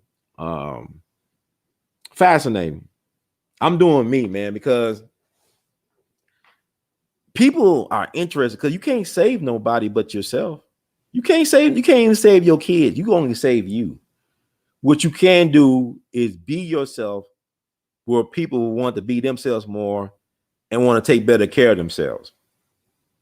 Because if you understand or understand your value, people watching you, that you have no idea that people are watching when they're watching you. I would tell people, man, just save yourself. Be good, be kind, be forgiving, be patient towards yourself. Because when you can do that, you can actually practice that towards other people. And now you shouldn't like live your life begging on people to change who they are or to become better people. You should live your life trying to figure out who you are and what you want and try to be the best example of who you are, to be your better self. But don't deny your dark side. I would say embrace your dark side. Embrace all of you. All of me.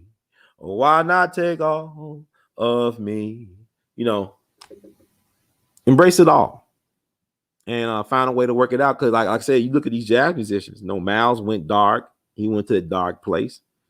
But out of that dark place came some very beautiful and profound music, work of art. You look at a lot of artists. Look at Van Gogh. You look at Marvin Gaye, who's my cousin. He used his mental illness to make some amazing music. He talking to himself on the record and shit. Mental illness, but beautiful, genius art. So find a way to do you in spite of it all. There's a lot of things going on in my personal life, crazy stuff.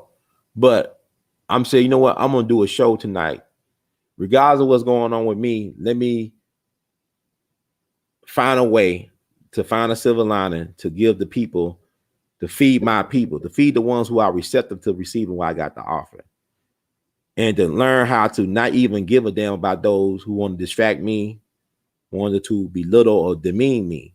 Don't even let them phase me. See, I'm training myself right now. This is therapy. This is training. This is also, fellowshipping.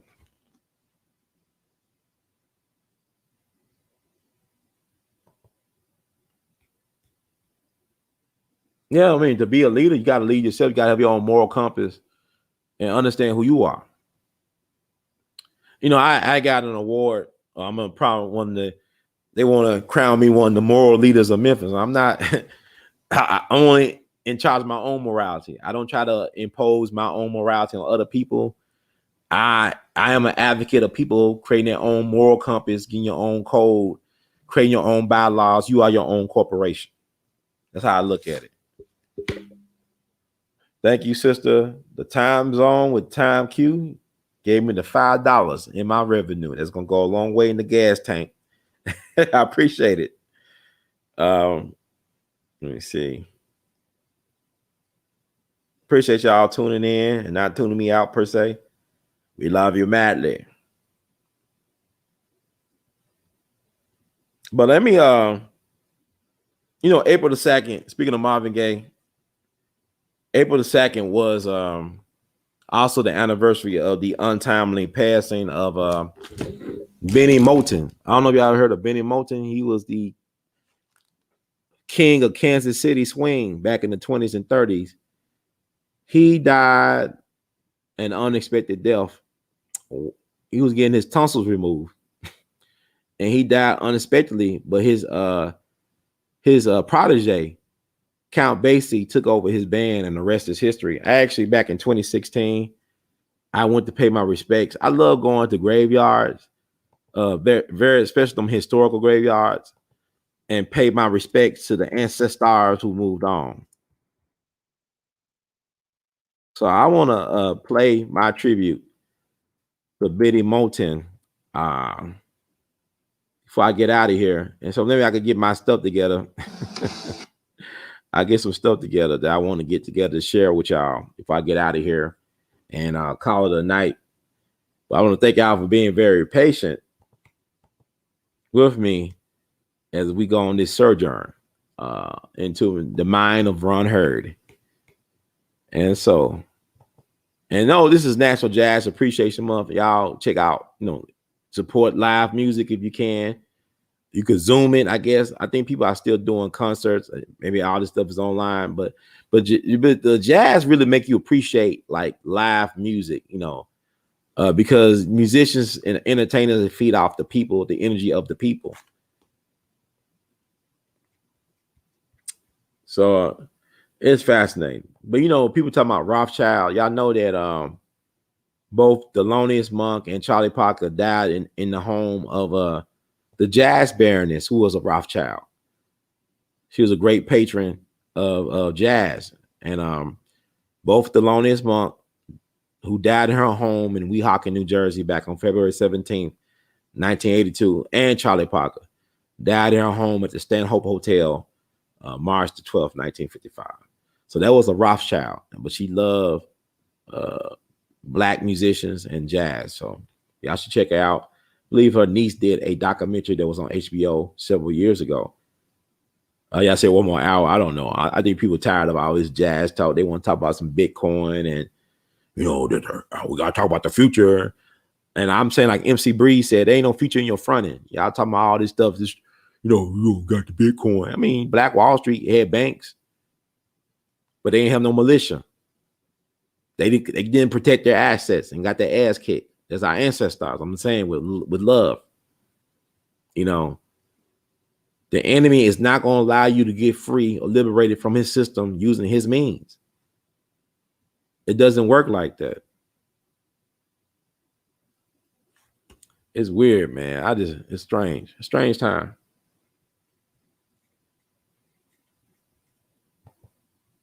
I will. It's your birthday. Oh, happy birthday, sister. Now, you come from a very prominent family. I know I'm good. I love your Ann Yates, sister Annie Yates. She is a vibrant thing. Very enterprising young lady. I mean, she is the proud daughter of KT Sexton. And that's somebody we need to talk about. Thank you so much for being a supporter of the show. KT Sexton. I mean, she's an unsung. There's so many unsungs like Cornelia Crenshaw. And it's so many people. Yeah, I love MC Breed. Yeah, Grover Washington. I remember when he passed away, man. That was crazy.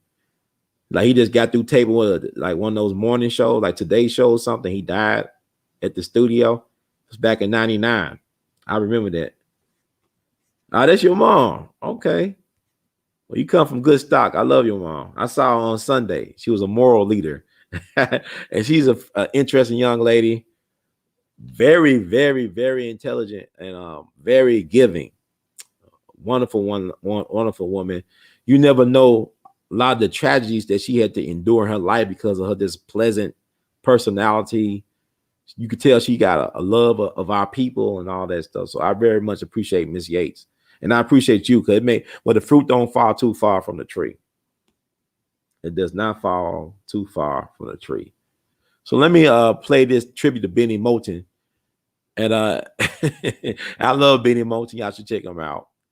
But this is We All Be. This is News Free Dixie for the 21st century. Thank y'all for being patient with me as I ramble and rumble and ramble and rumble. But I hope I ain't mumbling too much.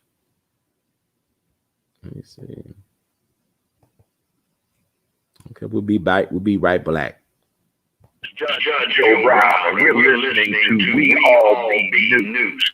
News Free Dixie for the 21st century.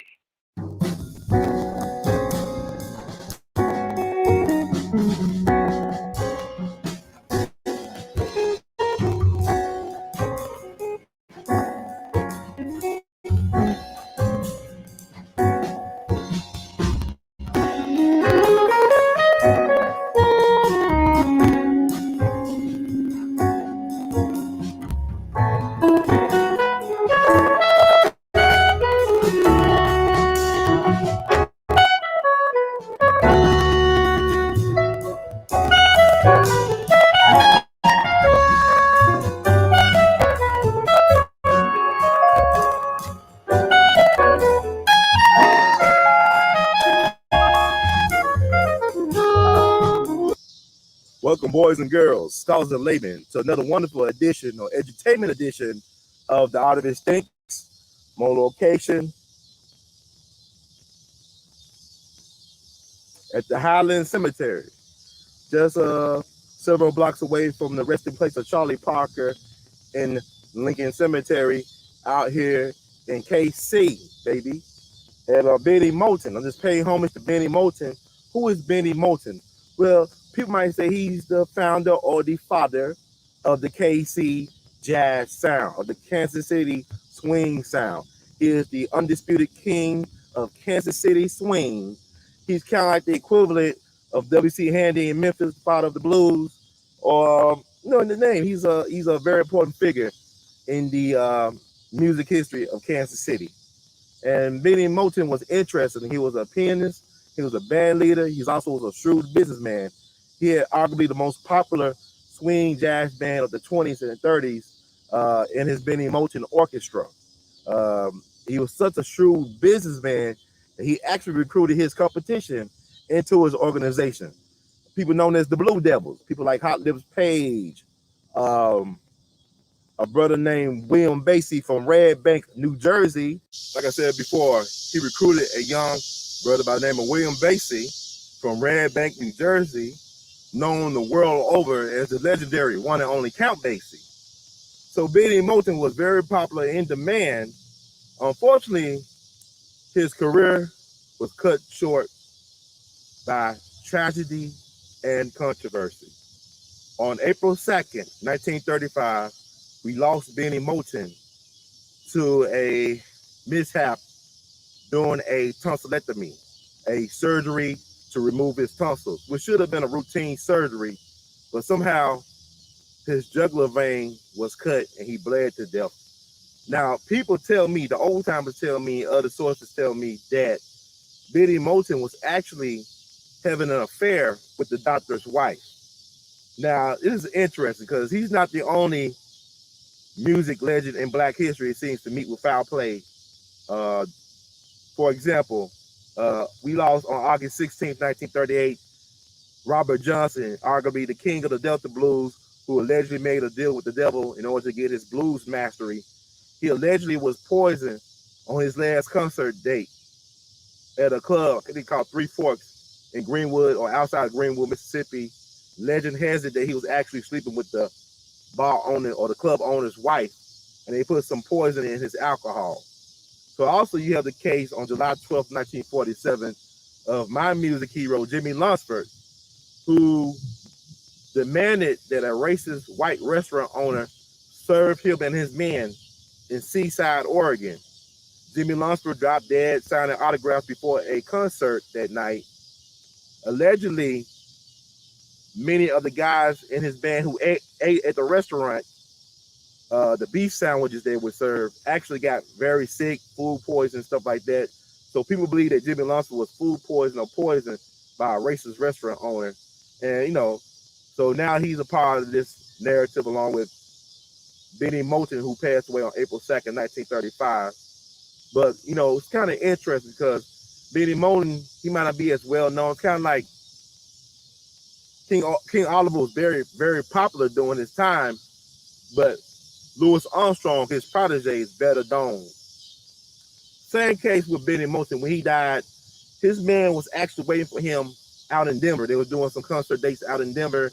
They thought their leader was going to join them, but instead of him joining them, Count Basie took over for the band. It's kind of like when Chick Webb died and Ella Fitzgerald stepped in to hold down the Chick Webb Orchestra for some years, and the rest is history. Same thing with Benny Moton. When he passed away unexpectedly, Count Basie stepped into greatness, into destiny, and the rest is history.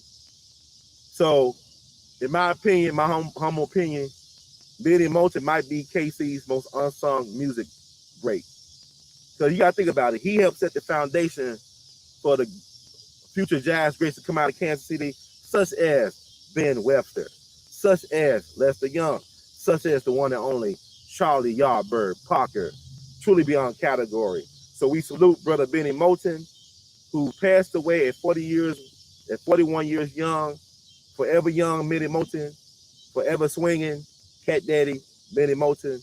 We love you madly, in the words of Great Duke Ellington. I wanted my hepatitis C gone. I put off treating mine. Epclusa treats all main types of chronic hep C. Whatever your type, Here's a quick tribute to my man, Benny Moton.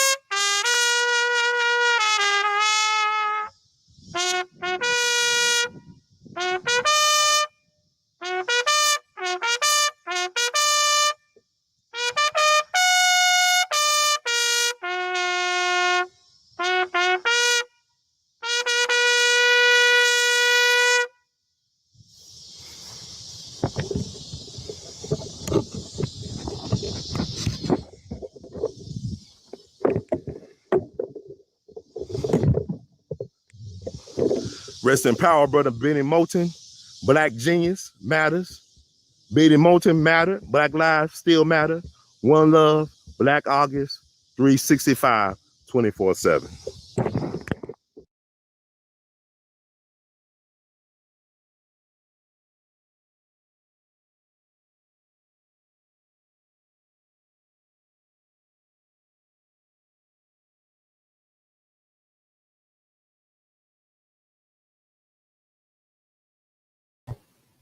So that was photographed in, let me see. New York and Philadelphia and Paris. DocuSign makes.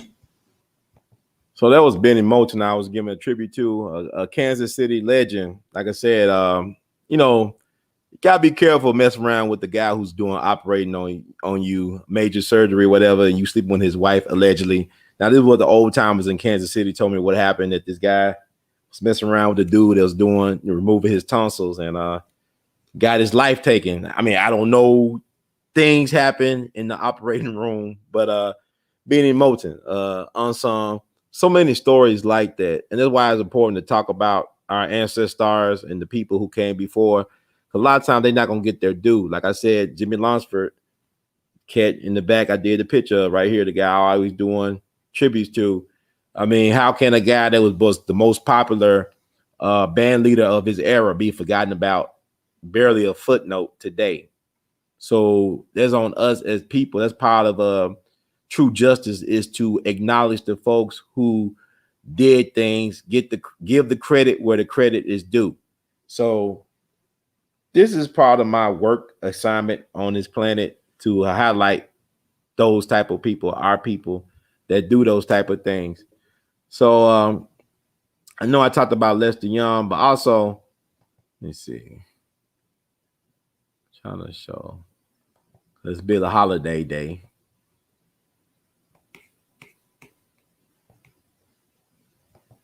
Let me see. And I am the artivist.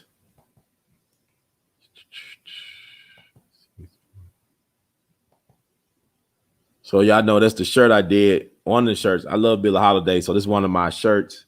Also, you can get a print at r2c2h.com, but that's a shirt I got on right now.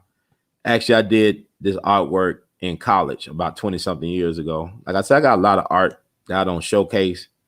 But it's a pretty good shirt, pretty good design, right? It's Lady Day. I love Lady Day. I used to go to sleep listening to Billie Holiday in college. I had to stop that shit. Shit would mess me up when I woke up in the morning. I was all depressed and emotionally a wreck. Saying, what the hell I do? I don't drink. I don't smoke. What the it's Billie Holiday playing on repeat. Let me stop playing Billie Holiday while I'm sleeping. Oh my God. The stuff is amazing how your mind works, how things could be suggested, you know. So much stuff going on. Be careful what you consume, you know, in all forms, whether it be food or thoughts or whatever. Be careful what you allow yourself to consume. Oh man, life is crazy. But yeah, you know, that's one of my Billie Holiday inspired shirts that's available. I'm just trying to tie this up and keep it like at 2 hours. I want to show something. I have so many windows open. Oh man, can I get to where I need to get to? Okay, there you go, brother Ron. Like I said, I hope, you know, the people who are stuck around, y'all getting something out of this. Moving stuff around. I'm gonna show you why Black people, we are so powerful as a people. We gotta understand who we are, who we be. What DMX say? They don't know who we be. Do you know who you be? Who we be? That's why you gotta come to We All Be. So that's, you know, it's $25, y'all, shipping and handling. Some good stuff here. I love to wear my art, and you should love to wear it as well, because we all be in it to win it. Let's see. So y'all hearing me. So let me share something else. Like I said, if you want a print of it, just holler at me. Y'all know r2c2hu@gmail.com. If I don't have it on my site, it's like a lot of stuff I got to do and I'm behind on. So let's get it done. So that's what another one of my, man, I did this stuff like 20 something years ago in college, man. I'm just now putting out there. Lady Day bathed in the sunshine, man. Billie Holiday did that design over 20 years ago while I was in college. Like I said, I'm sitting on a lot of stuff here. But getting ready for summer. You know, y'all should want to wear that. That's another Billie Holiday. I love Billie Holiday. She's one of my muses, right? Love it. Make sure everything good. Okay. Yeah, so go to R2C2H place. You go down to that description box. Oh, not below the description box, there's a shelf leading to the shirts. You know, y'all can check them out. Well, they're reasonably priced. Get them in different colors and assortments. Now I got another Billie Holiday inspired. I guess I'll just show it before I get out the show. But you could get, I don't know if it's on my R2C2H2's place in the marketplace. I got to check it out. But okay. Let me see. It's like Black history that nobody really talks about that should be better known. And I think it's the perfect way to close out. You know, I was talking about Lester Young and his amazing relationship with Billie Holiday. I just want to share this. You know, Lester Young, his death date was March 15th. He died March 15th, 1959. Only 49 years young. His birthday was August. I think he was born. Y'all can Google this up. I'm not going to look this up. I'm just going to just say it off the top of my head. He was born August 27th, 1909 in Woodville, Mississippi. So he died at 49, March 15th. He was 49 years young, March 15th, 1959. And what's tragic, you know, I guess you want to say it's tragic. Billie Holiday was you know, that was her musical soulmate. And they would not let her, they would not allow her. The family did not allow, the family of Lester Young did not allow her to pay tribute to Lester Young at his funeral. That is true. I learned about that really from Cassandra Wilson. When she did a tribute to Lady Day, her album she did on the centennial birth of Lady Day year, she had a song that was dedicated to that incident. And, you know, they really tore up Billie, you know, that she couldn't pay tribute to one of her closest friends on the planet. And like Billie and Lester, they was really two sensitive souls, they're very sensitive souls, really in a way they were too good for this world in terms of their souls and their hearts and their giving of their amazing talents to this world. But there's a guy next to Lester Young in this picture. That's Lester Young's son. And I want to just talk about him. I mean, because, you know, Black people, we are some phenomenal people, man. Like, you know, I'm about to tell y'all the truth. You know, this is better than a movie. Hollywood cannot make up the stories about us as a people and our family trees and our bloodlines. And I just want to talk about this guy because I think it's fascinating, man. And I want y'all to know this information because Lee Daniels ain't gonna give it to you. You know what I'm saying? So let me read what I wrote. You know, March 15th, 2021 marked the 62nd anniversary of jazz great and sax god Lester Young's transition into a righteous ancestor. Lester left us much too soon at the young age of 49. His soul was too sensitive and beautiful for this world. The man was a genius. His style of dress and vernacular was like no other. Green-eyed, red-haired, and bright, he was the alternative light and sound on tenor sax. His light, airy, and soulful sound changed the course of music history somewhere. He was truly beyond category and the great jazz diva Billie Holiday's musical soulmate. He was prayers to her Lady Day. They would die only months apart. She left the stage July 17th, 1959. See how it works, man? There has yet to be a feature movie to properly explore their unique and complex relationship. With that said, how many of y'all knew that Lester Young, or Lester's son, Dr. Lester Young Jr., is currently the top educator for public educational policy in New York State? Black Bloodlines Matter. And I'm going to read the press release. I guess a little bit of it. This came from the press release is dated January 11th, 2021. Board of Regents elects Dr. Lester W. Young Jr. as Chancellor. Regent Young has more than 50 years of experience in public education. Regent Young is the first African American to serve as Chancellor. The Board of Regents today unanimously elected Dr. Lester Young Jr. as Chancellor, the first African American to serve in this position, the State Education Department announced. As Chancellor, Dr. Young will lead and serve as the presiding officer of the Board of Regents, which is responsible for the general supervision of all educational activities within the state, presiding over the university and the New York State Education Department. I'm sorry about that kerfuffle, but think about that, right? Now they will tell you Lester Young, oh man, he was a jazz musician. He was always a junkie, a drunk. He was always high. But this is his seed. This is his namesake, Dr. Lester Young Jr. This is his namesake. This is his seed. He also had a daughter too, and she got a PhD. So this dude produced some very educated and productive children. His son is the top educator in the state of New York. He's the Chancellor of the Board of Regents. That's Lester Young's son. Think about it. So who are we? Who are we? Who are we, man? You know, y'all want to talk about all this other shit. Who are we? This guy was, man, I need to interview him actually.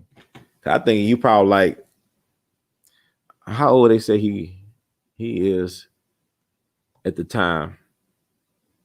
He had more than 50 years of experience in education. Wow. They say how old he is. So he got to be in his 70s, right? Or close. I mean, he got to be in his 70s, right? So he was like a kid when his father passed away. But I would love to get his perspective on things growing up as the son of this, amazing creative being. I mean, he had his flaws, he had his demons. I mean, he was a black man in 20th century America doing what he was doing. He was not no ordinary cat, man. Like I said, he has his own style of dress and vernacular. And there has yet to be a proper movie that details the amazing relationship between Lester Young and Billie Holiday. He gave her name Lady. He called her mom Lady, and then she took the name Lady, and she called him Prez because he was her favorite. He was her favorite saxophonist, tenor saxophone. He was the president of all the saxophonists. And I told you the hard time he had when he was getting hazed by the Fletcher Henderson band, right? So, yeah. So his son is the top educator in New York State. I cannot make this up.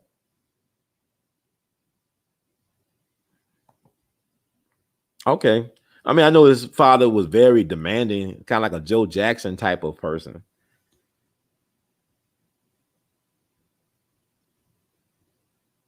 And it's interesting. I don't know what people talking about.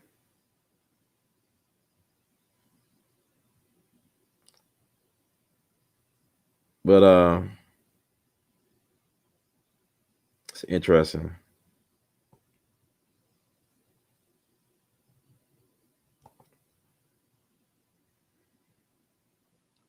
Yeah, that Glooming Sun. I heard about that Glooming Sunday song. I mean, I heard like people thought that song was cursed, and I heard her version. I liked it. Yeah, like I think the song was played in the country. They were blaming it for the suicide of people committing suicide after hearing the song. I'm not talking about Billie Holiday version, but it was another version of the song. But I heard that is I don't have, I mean, what I've been telling y'all, that's all I got really on Billie Holiday. I don't have anything like, Judge Joe Brown, his aunt was a roommate of Billie Holiday. and she was a poet. And Billie, I think, saw herself as a poet. You know, Billie was also close to Maya Angelou. That's interesting. I can outrun you probably. You know, people think they can hurt your feelings and stuff. People don't know what the hell I've been through. Now I was in printmaking, so I didn't necessarily do silk screen. I'm not printing them shirts. Those shirts are, print on demand type of thing. I just did I just did printmaking. I did wood cuts and linoleum cuts and stuff like that. So I did study printmaking in college, Brother John. Shout out to you. Peace. Thank you, sir. I perceive it. Peace is important. Thank you for receiving. I know I'm just freestyling a lot of stuff, man. I just like I said, it's very therapeutic to be able to express yourself. And I got all type of different ways to express myself. I'm glad y'all can receive this. Because I know people say, "Oh, DMX, what about DMX?" And and Billie Holiday. Well, I told y'all.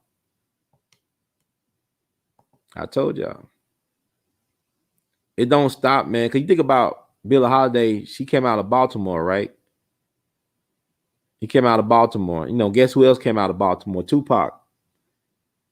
Tupac was made through Baltimore. I know people talk about New York and people talk about Oakland, the Bay, and Meridian City. Or Marion City. Is it Marion City? I don't know. Y'all tell me out there in Oakland. Y'all said, but Tupac came through Baltimore. Baltimore got a very powerful Black history narrative. Like I said, Cab Calloway is from Baltimore. Thurgood Marshall from Baltimore. The NAACP headquartered in Baltimore.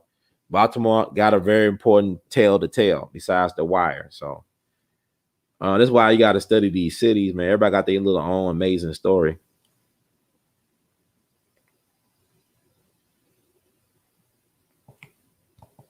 And Horn seen a lot. Yeah, it's some interesting places.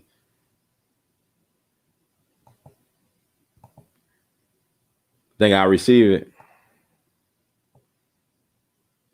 I love MC Breed, but we forget about a lot of people that it's like interest getting older. Your body, you got no choice but to listen to your body as you get older.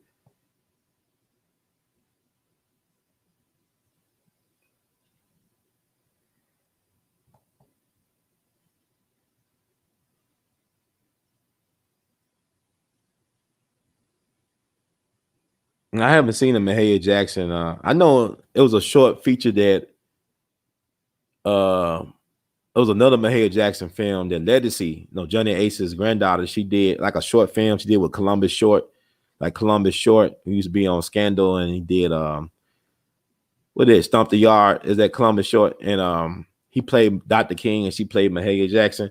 But I know the one you talking about that was produced by Robin Roberts.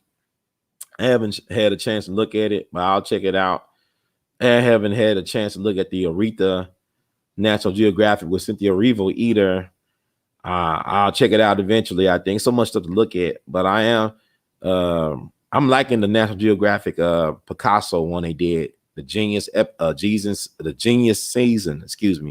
season 2 on Picasso. I think Antonio Banderas was born to play Picasso.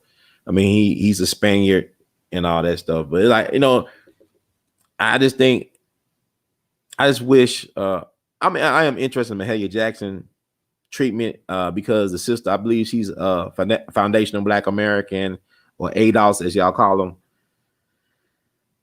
I want to check it out.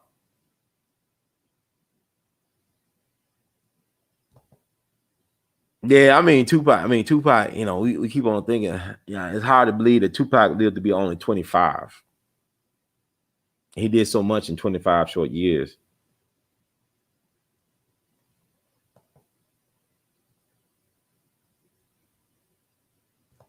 He did so much.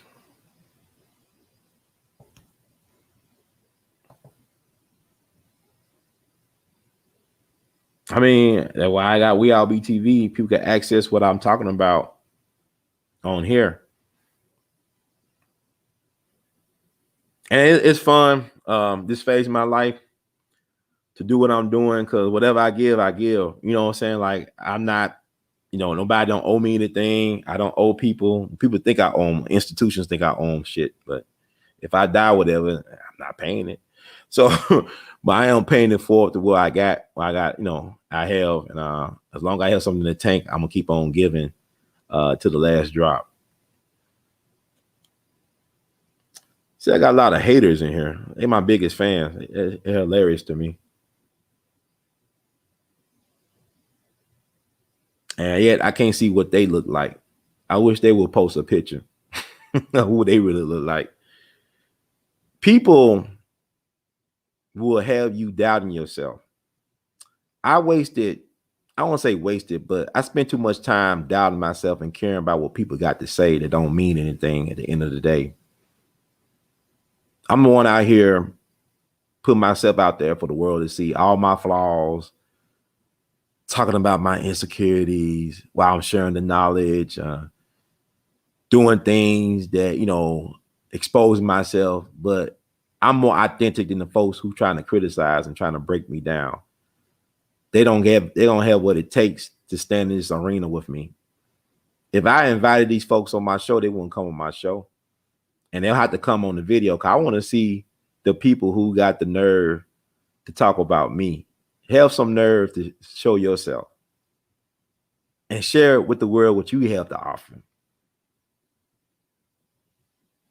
know, people like I don't know, it's interesting time. You know, people talk about bullying. Now, I have been bullied all my life. I think most of us have been bullied. We don't know we've been bullied. It's something to be aware of the bullying. You know, like you look at institutions, people hide behind infrastructures. People hide behind tradition. People hide behind religion. But at the end of the day, I'm standing on my square. What you see is what you get.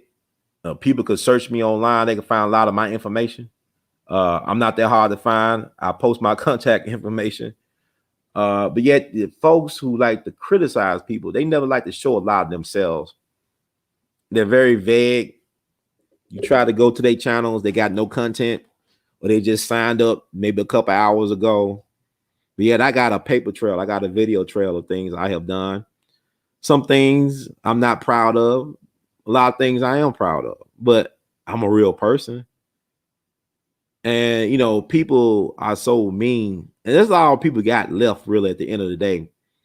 People love train wrecks and car wrecks. People love disaster. People love mess. People love toxicity. You know, there's an app called Clubhouse. I'm signed up to it, but I don't spend a lot of time on it. It's a lot of negativity. I'm not saying all of it, but it's a lot of people that are more interested in trying to control people than to allow people just to be themselves. I'm not interested in trying to win over recruits or followers. You know what I'm saying? I think people should start trusting their instincts and intuition more in this age of deception. It's a lot of deception and manipulation going on. I think people need to learn how to trust themselves more so than ever. That's very important. And it's also important to get out your comfort zone, because I love it that I'm looking at my chat room and these people saying these horrible things about me. And they think I'm supposed to quit and cry and quiver. And I've been used to being fucked over all my life. And you fuckers ain't gonna fuck me over. Ain't gonna make a goddamn difference what the fuck you got to say about it. Because I'm gonna keep on doing what I'm doing. I'm doing my work. And really what I'm doing, I really want to weed out the people that don't need to be here. So if that means I got to talk about old dead black people and old music, I'm gonna talk about it until you get your ass out of my chat room and go somewhere and start a Bitcoin channel or something. Shit's ridiculous.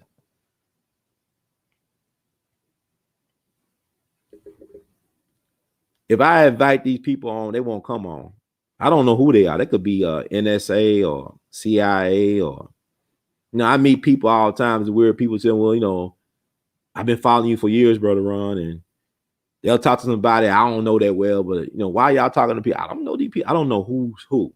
I remember I talked to Dick Gregory about this. He said, you can't worry about that. You just got to trust people to be people, you know. And I'm just, you know, I don't know who these people are. I just know My vulnerability is my strength. By me exposing who I am, you can see who I am, beard or no beard. You can follow me. I got a trail of videos and stuff out there, blog posts, social media.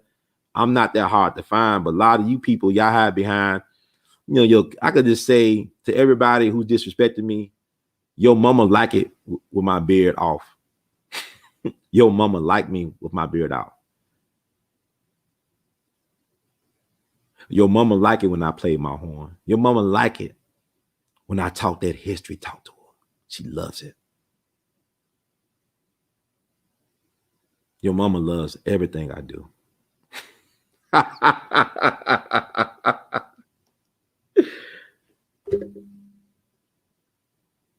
Thank you. I received the love. I receive it. You people think I care, man. I'm so used to, I be telling people that's new to this game. I've been doing this We All Be thing for 15 years. I be telling people, man, people be crying, oh man, my family won't listen to me. I have no friends. I said, welcome to the club. It's lonely when you stand on truth. It's a lonely existence, but you don't have to be lonely. You don't have to be sad about it. Just learn how to be a friend to yourself. Learn who you really are. Learn about me, myself, and I. That's how you keep good company. When you learn who you are always in good company. You won't be lonely like that. You have things to do.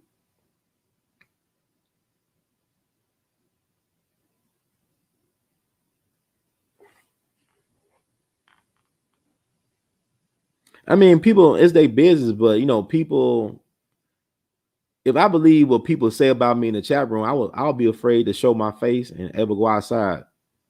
I'm not ugly. Not to me. I'm not stupid. Not to me. I'm not talentless. Not to me. I love me. I don't care about y'all. I mean, this is what I'm saying. I'm not interested in trying to date some avatar. People don't, the women love you with the beard. Your mama love me with or without the beard, man. Your mama love me. Your mama love everything about me.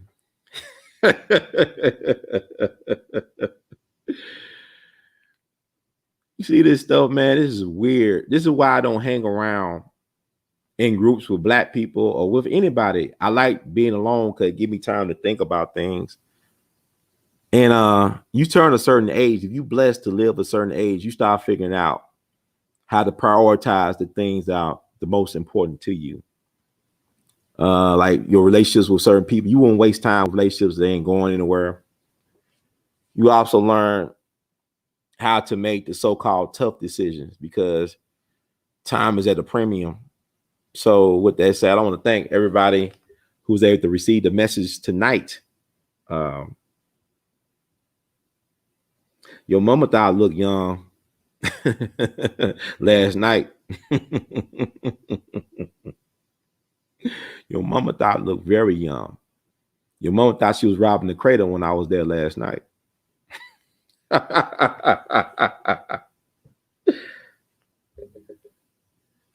Oh my God, these people kind of weird. Like, I be hearing stories about people committing suicide because of cyberbullying. This ain't no bullying. These folks are helping me get my likes and views up. These are my fans. This is my base. Base. I love it, man. You know who give me hope though? Like Ron Isley, Lionel Richie, and Malcolm. What is his name? Malcolm Romani. That's his name. Is it Malcolm? Let me see. I'm getting out of here.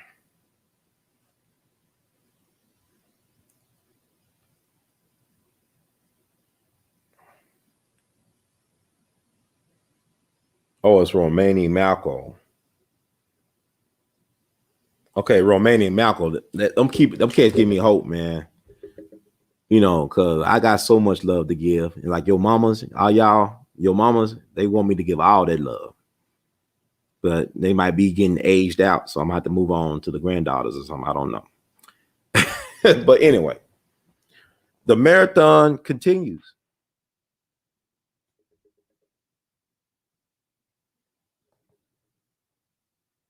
They are fun. You need to feed them, man. They starving for attention. They sad group of people, but they be your biggest supporters, man. So I'm gonna feed them because they lack nourishment. You know, they won't show their face. You know, tell them one of them, send you a link to pictures of them. They won't do it. Don't even know. They could be like I said, NSA. I don't know who these people are, man.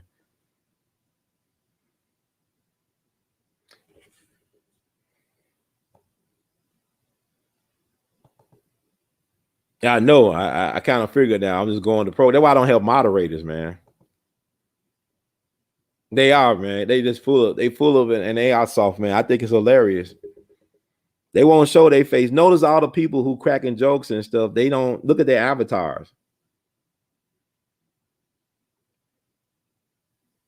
I mean, they're not even showing. They're not real people. I don't know, man. Like if I meet these people in person, I probably get a good ass laugh. I don't know.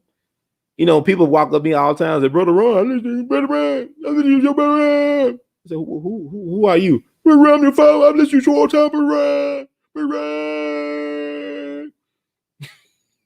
I mean, I don't know who these people are, man. They're hilarious. Yeah. Okay, guest lectures. Y'all know how to get at me, r2c2h2@gmail.com. Because okay, brother, Jesus Christ is hey, you know how to get at me, man. Just send me an email with what you're talking about. Okay.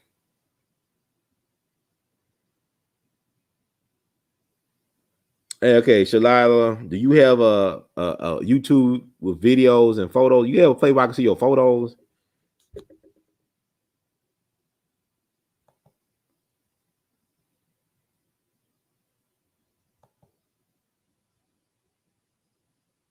Okay. Yeah, our grid needs updating.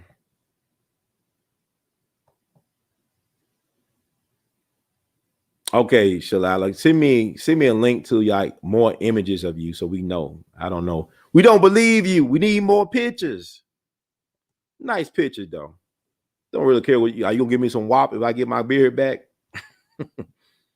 Only serious inquiries, you know what I'm saying? So if you gonna slide me, you know, your number and you know, give me some wop, not whoppers, we can talk business. Okay, yeah, email me, man, at r2c2hu@gmail.com.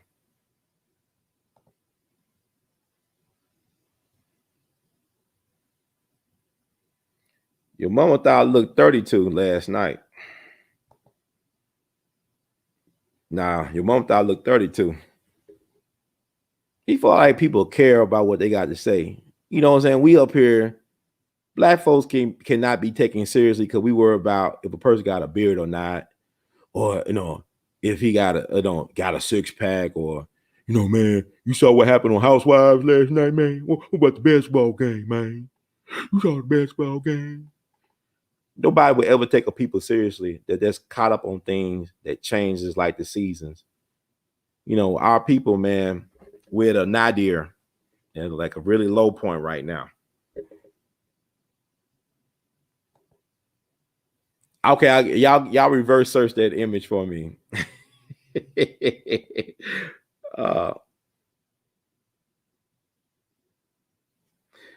Everybody, you got something to say about me? Your mama said she love it.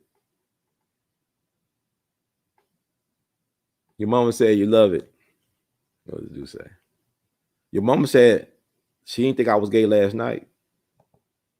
See, it's a lot of this low vibration stuff, but thank y'all for tuning in. I'm still trying not to help moderators. I'm just gonna use your mama, like how you know how people in court I plead the fifth. I just say your mama.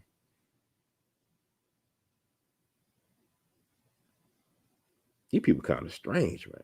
Jesus, they're trying to say gay, but it's the way they say it. You let them know what they are. You know, this is fascinating, man. These people very sad. But it's like I remember when I was substitute teaching, and the students would say, "Well, Mr. Ron, you spend so much time on the bad students. How about the students? Why are you taking time away from us, the ones who want to learn?" You know, why you spend so much time on the class clown, the distractor, and these are the folks that need the most attention because they lack the most love in their life. Very pathetic people. Very pathetic. I'm sorry, Trump. Very pathetic. Very pathetic. But anyway, I guess after tonight, we'll think about, I'll revisit moderators. If you want to be a moderator, let me know. r2c2h2@gmail.com. Let me know your handle. And we could talk about moderation because that just remind me, that's a lesson from my past. I need to be invested more in people that really care about learning versus the folks who don't give a damn. Because your mama care. That's why she called me last night. She was concerned about you.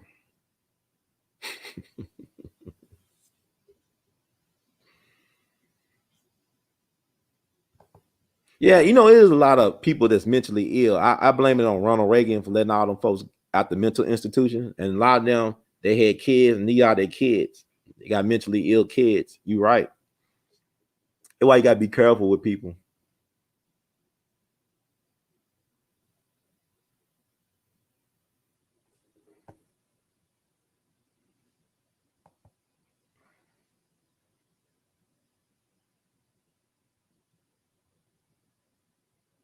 Thank you so much. I appreciate it. I received that. Yeah, your mama liked my nose. All right, Bug. Okay. Well, Bug, thank you for checking in, man. You've been consistent. Okay. You just sent the email, Jesus Christ. Okay, good. I appreciate y'all. Thank y'all for riding out. I know it's kind of weird. I'm doing I view life as performance art now. My life is like performance art. Anything can happen. Just got to incorporate the good with the bad.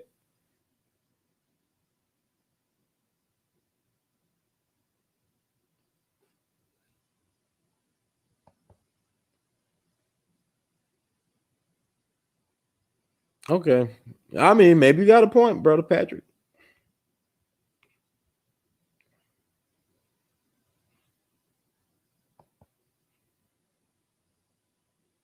Yeah, it builds, I'm just figuring, man, look, I work at a job, right? I no longer work at a job. I work with dudes that will come out of prison that try to kill people or kill people, beat up on women. And they were trying to scare me. I was a supervisor. And I would just tell them, man, just get that garbage. You mentioned, man, ain't been no goddamn garbage. Who hell you talking to? And these were dudes that were years older than me. These guys sometimes be 30 or 40 years older than me. These folks were threatening my life. They wanted to kill me just for telling them this to do their job. I'm not even belittling them. I'm not telling them to do anything outside of their job description. But these folks will try to do things, threaten my life. One girl had a boyfriend come up to the job, So yeah, you don't know me that well. You think this stuff gonna get under my skin? Screw you. Because your mama liked it last night. But yeah, I just came from that job, man, dealing with our people, man. That's what I'm saying. You got to have a heart for our people to deal with our people, because our people are sick. And I don't even know if these are our people, man. Like I said, this could be NSA or CIA, because like I said, I've been getting shadow banned a lot. I don't get a lot of views on my videos. You think I'll get a lot of views because when I go outside or go somewhere, people know who I am. They always talk about they saw this or listen to that. I don't know what's going on, but I know I'm being shadow banned. I don't, what I'm saying? That's part of the territory. If I was just doing this for the likes, then I'll be really depressed. But really, this is therapeutic. But I've been, man, these people on here, man, I don't give a damn. I've been called everything but a child of God all my life. I've been through some things. I don't talk about everything I've been through, but like Baba Dick Gregory would tell me, don't make one incident the theme of your movie. Your life is a movie. Don't make what happened to you at 4 years old or at 14 or at 40 years old the theme of your movie. Don't make that all about your life. Your life is more than just one incident. And you will always redo the narrative where you can win. If you are the director and the screenwriter, lead actor and producer of your movie, you can write it where you can win. And that's why I say with Billie Holiday and DMX, it don't have to be a sad story. Yeah, it hurts that they got to go. Everybody has an expiration date.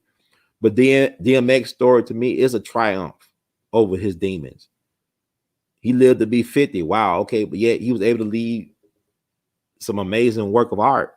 Same thing with Billie Holiday. Oh, she only lived to be 44. You know how many people that live longer than Billie Holiday and DMX don't do anything for anybody? They just taking up space. They don't do anything. They have not contributed anything to this world to elevate, to heighten people awareness and contradictions and awareness, and did nothing. No, man, I just these people I don't even know they're people, man, because you don't know, because artificial intelligence is real.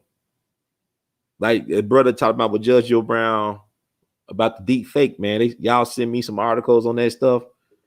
They had Tom Cruise, some artificial intelligence posing at Tom Cruise, but they said it was not valid community guidelines. But I'm saying that's deception. That's manipulation. That's deception. So my thing is, I'd rather be flawed and honest than to be perfect and precise and deceptive. And I'm just being honest. Just what you see is what you get. People are like, there's nothing wrong with my nose. There's nothing wrong with me because I accept me. I don't do it for the likes. I do it because I want to share. And this is therapeutic for me, but it's kind of weird that people think that they're going to make me cry. Man, I've been bullied all my life, man. And I'm still standing strong. I'm pushing back now. It's like, but Kevin Durant, you know what I'm saying? He didn't do anything wrong defending himself. But yeah, he apologized. Why? I mean, people have been riding you for years and shit. And then when you get into them, they want to screenshot it and share it with the world. What happened to the guy code? You know what I'm saying? I don't know. People ain't made like they used to, man.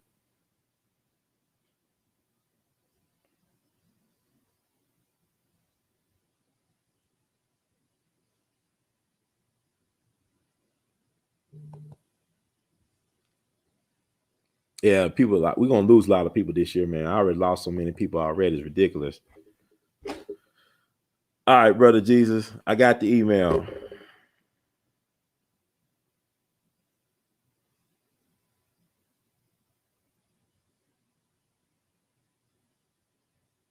Okay, I guess class is officially over, boys and girls.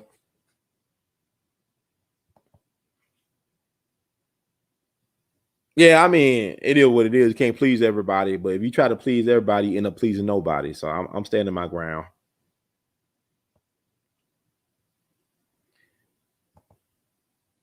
If you like winning a beer, how come you didn't came over last night? Why you didn't come over last night, baby? When I had the beer, why I didn't get no phone call? Why you didn't send me no nudes and the DMs and stuff? I don't understand it. Y'all don't love me, like me. I need people that love me. Because if you love me, you would have came over last night, baby. Talking about we like you with the beer. Hell, they likes don't do shit for me. Like is like. I need some love. I need love.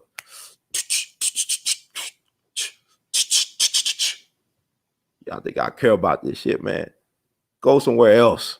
Hell, this is my spot. If you love me, you give me some. You give me some wop.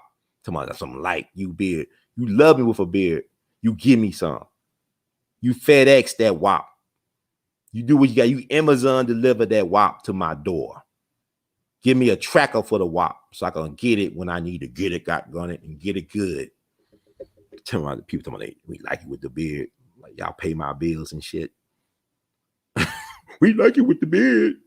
Well, I like it. I like you with the wop. If you look like your picture, say you look like, give me some wop. Drop it off in the bedroom. Damn right.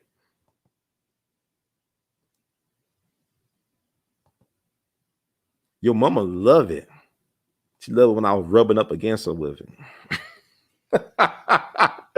Man, look, I might do one day. I might do a National Troll Appreciation Day. I might do a show. I invite trolls on. I'll send them the link. I'll put the link in the chat room. I want the troll, but the only way you come on, you got to show your face. It's the only way you coming on. Because if I don't see no face, I'm having a National Troll Appreciation Day one day on this platform. And then I might decide a day if I'll get some moderators.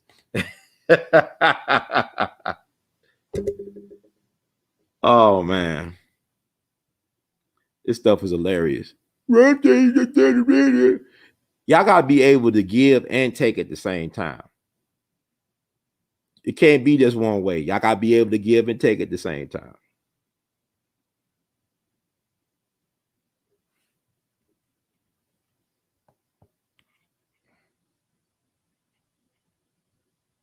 Well, this is a state. You know why?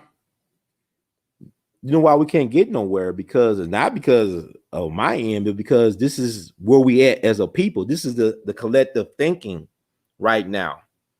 You know, where it's about WAP, where it's about, you know, Bussy, and it's about everything but about liberation.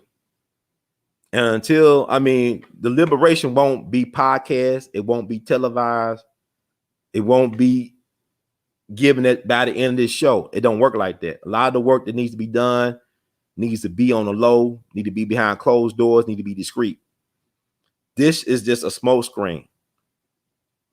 And people just want to be entertained, man. As the world turns and burns and everything is like, you know, man, playtime is over at this point.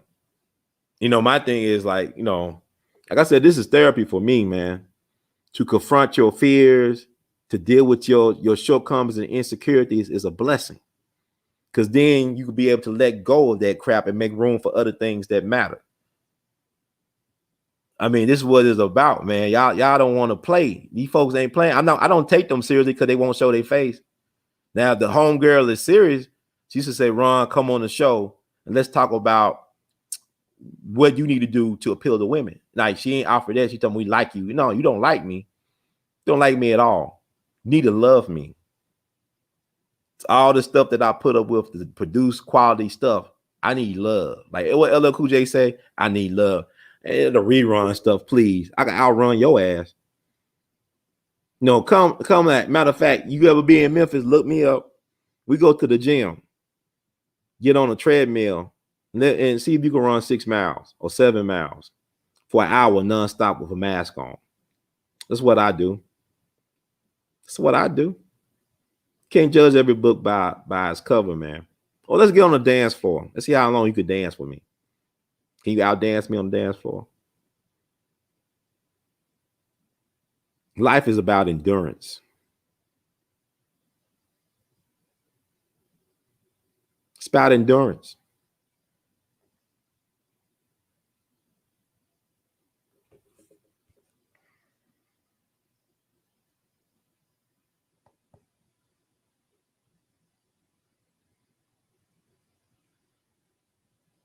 It's all about design, man. Our people have been getting played, man. Voting is the least important political tool in the tool belt. That's what's going on. Black folks have been phased out and we're being replaced. You know, we have voted for our replacement. We have voted for our demise from a political point of view. Now, we could get stuff back if we start getting on this so-called code that doesn't exist. And it really starts with you, the person staring back at you from the mirror. That's you.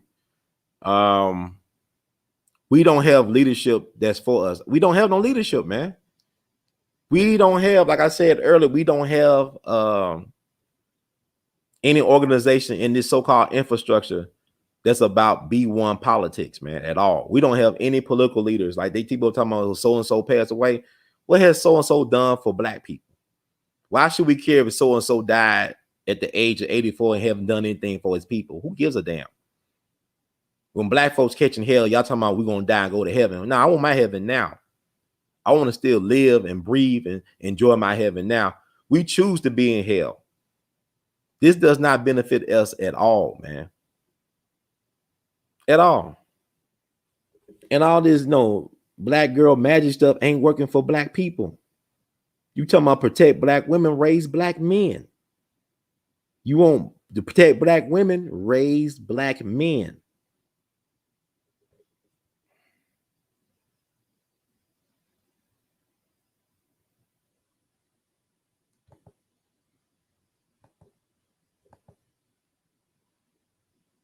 Yeah, but Colorado is white man's land. You know what I'm saying? Like, that's white people land. Colorado, all that weird psyop stuff. We talked about the Denver airport with the murals, the underground cities. All this stuff is strange, man. America's just a huge psyop, man. And black folks got to get hip to it and stop letting this matrix manipulate our emotions as a collective as well as individuals. The stuff that we care about, we shouldn't care about at all. Our priorities are effed up. Like Dr. King said, we integrate into a burning house.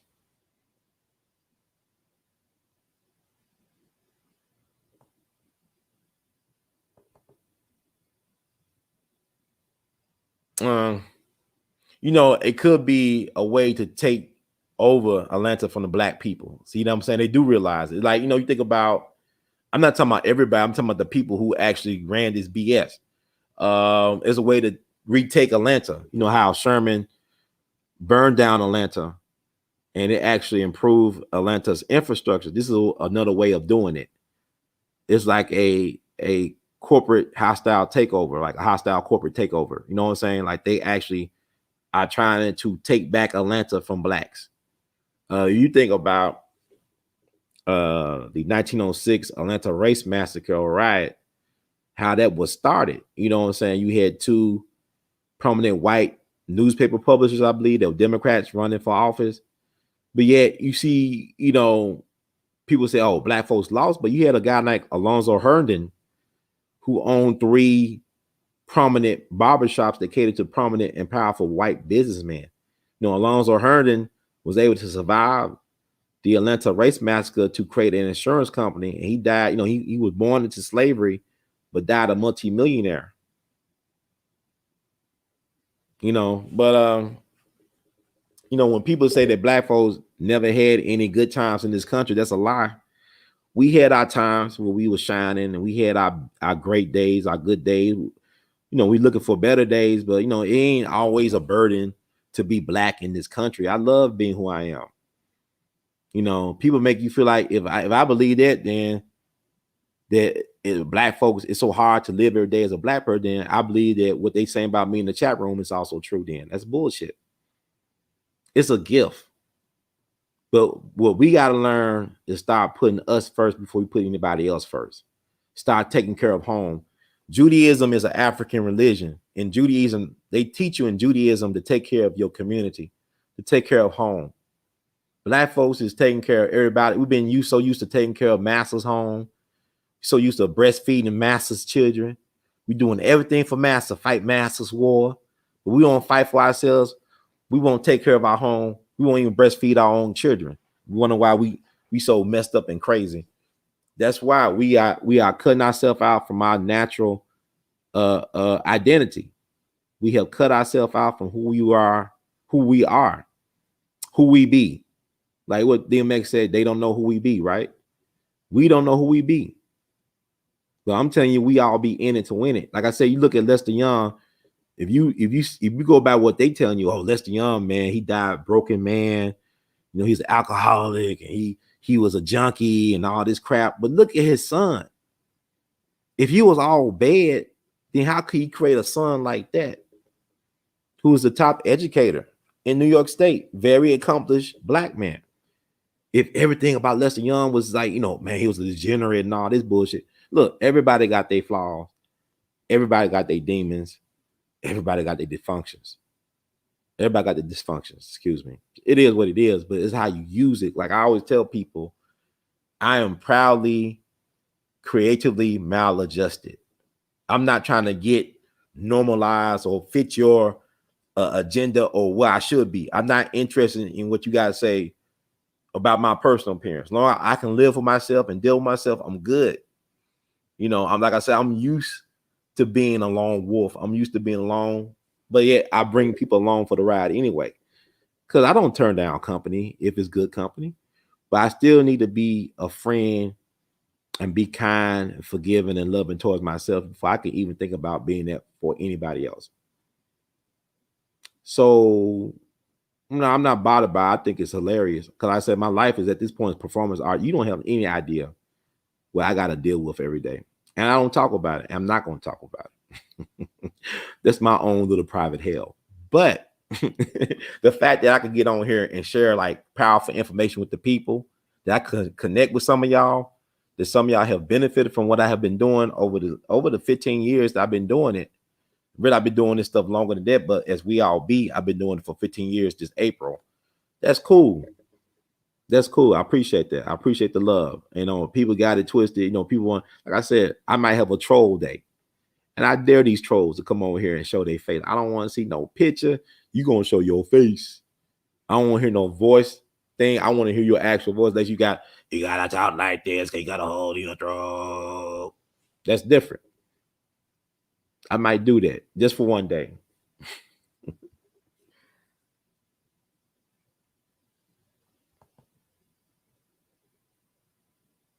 Well, I don't even know. You know, you got to think about it. What he had to do with, he's the namesake of a famous person.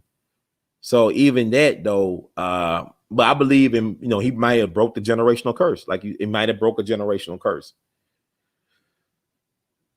You know, but Lester Young, he came from a different era. Like, you know, he came from that tough love. Like his father was tough on him. Like he ran away to the circus, man. He ran away to the circus to get away from his family.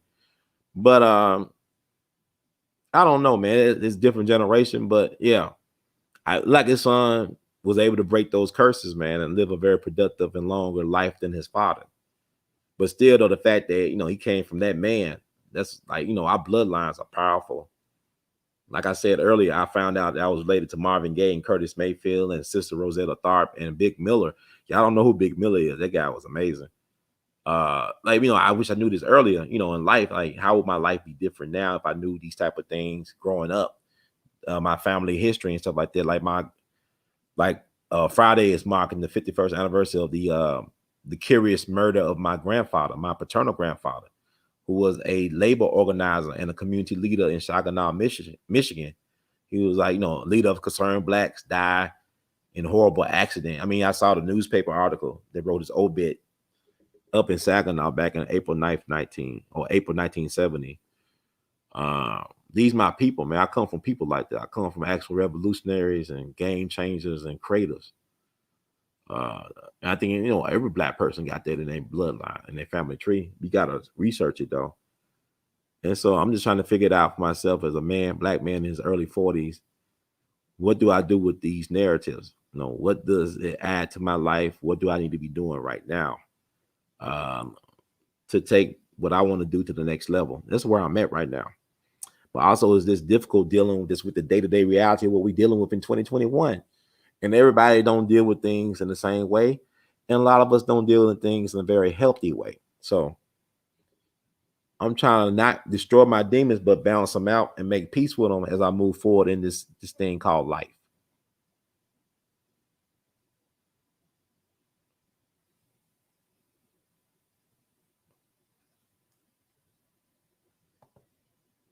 Okay. I mean, you reached out to me, sent an email. I'm gonna check out the email.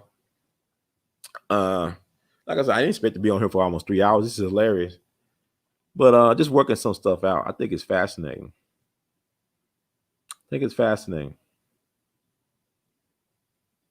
And I'm building some type of immunity to these trolls, I think. Troll immunity. Well, they say I got herd immunity. I got troll immunity. I'm building up troll immunity. Folks hilarious, man. Jesus. It's fascinating. But I plan to do some extensive traveling this summer, starting on my birthday. My birthday is April 23rd. I'm a Taurus. It makes sense, right? So I'll be doing some traveling, going across the country like I used to before all this stuff went down, interviewing people, shouting out historical sites, and giving y'all a different narrative and spin on it.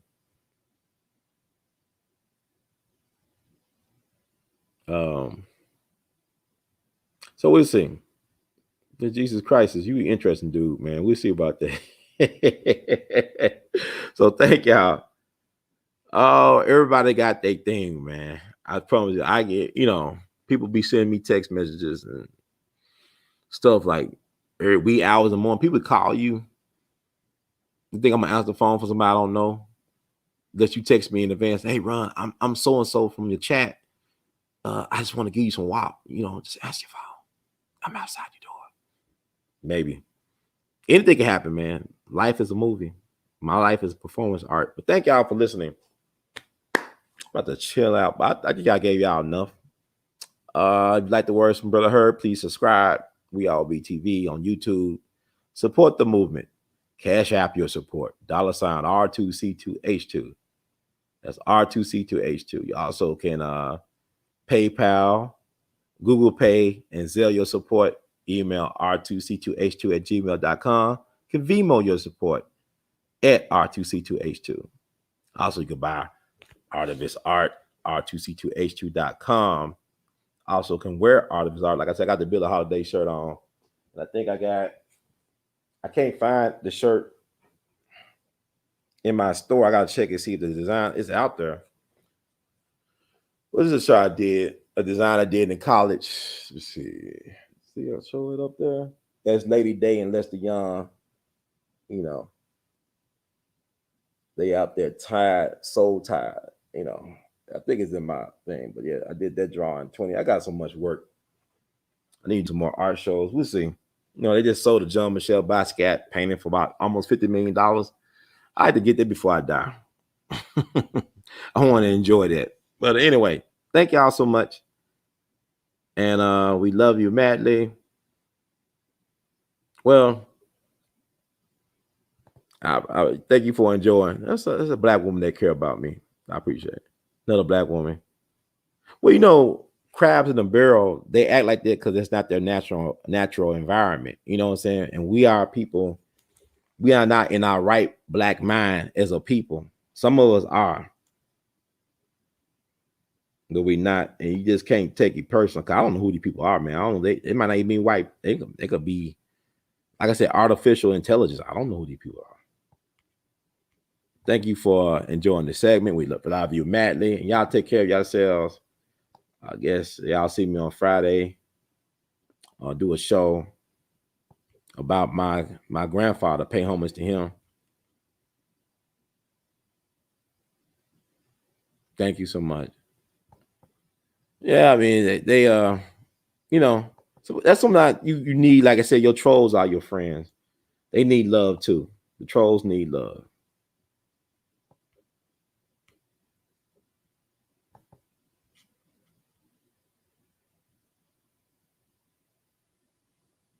Love you, man. It's Sister Midnight Green. I appreciate that. You know, it's like when I hear from you all, the people that really listen to what I got to say, they receive it, and y'all benefited from it. That what makes what I do worth it, man. Y'all keep me going. I really appreciate that.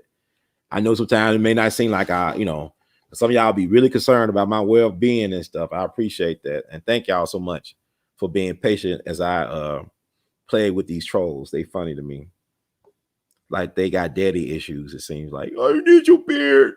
I need you to be authoritative. I was missing a father. I need your beard. I need a daddy. Anyway, y'all take care of yourselves. Have a good night. Oh my God. I don't know who these people are. You know, where did they come from? I think, well, John got this about it said, they're like, who are these people? Where did they come from? Like these weirdos.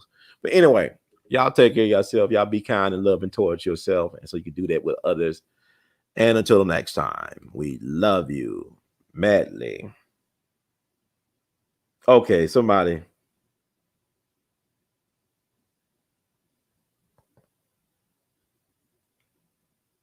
Yeah, the UFOs are, the aliens are here. They've been here. And we could talk about that at another show. I mean, they already here. They already here. They know, I mean, it's just like, it's getting so crazy out here. Because you know what happened?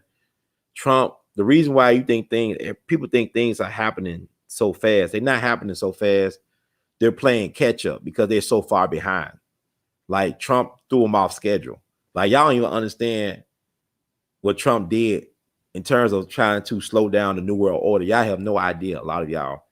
And now y'all gonna see it play out, and we're gonna lose a lot of people. And it is what it is. We losing people now, but they're speeding up everything because, you know, man, it's a wild ride. That's why I'm saying right now I'm building up my troll immunity, because what they saying to me can't hurt me. Not like what they trying to do out here with these powers that be, So y'all be loving, kind, forgiving towards yourself, and patient towards yourself, so you could do the same for other people. And thank y'all so much. We love you madly. Y'all keep on producing and pushing, and just always keep good company. Me, myself, and I. One love.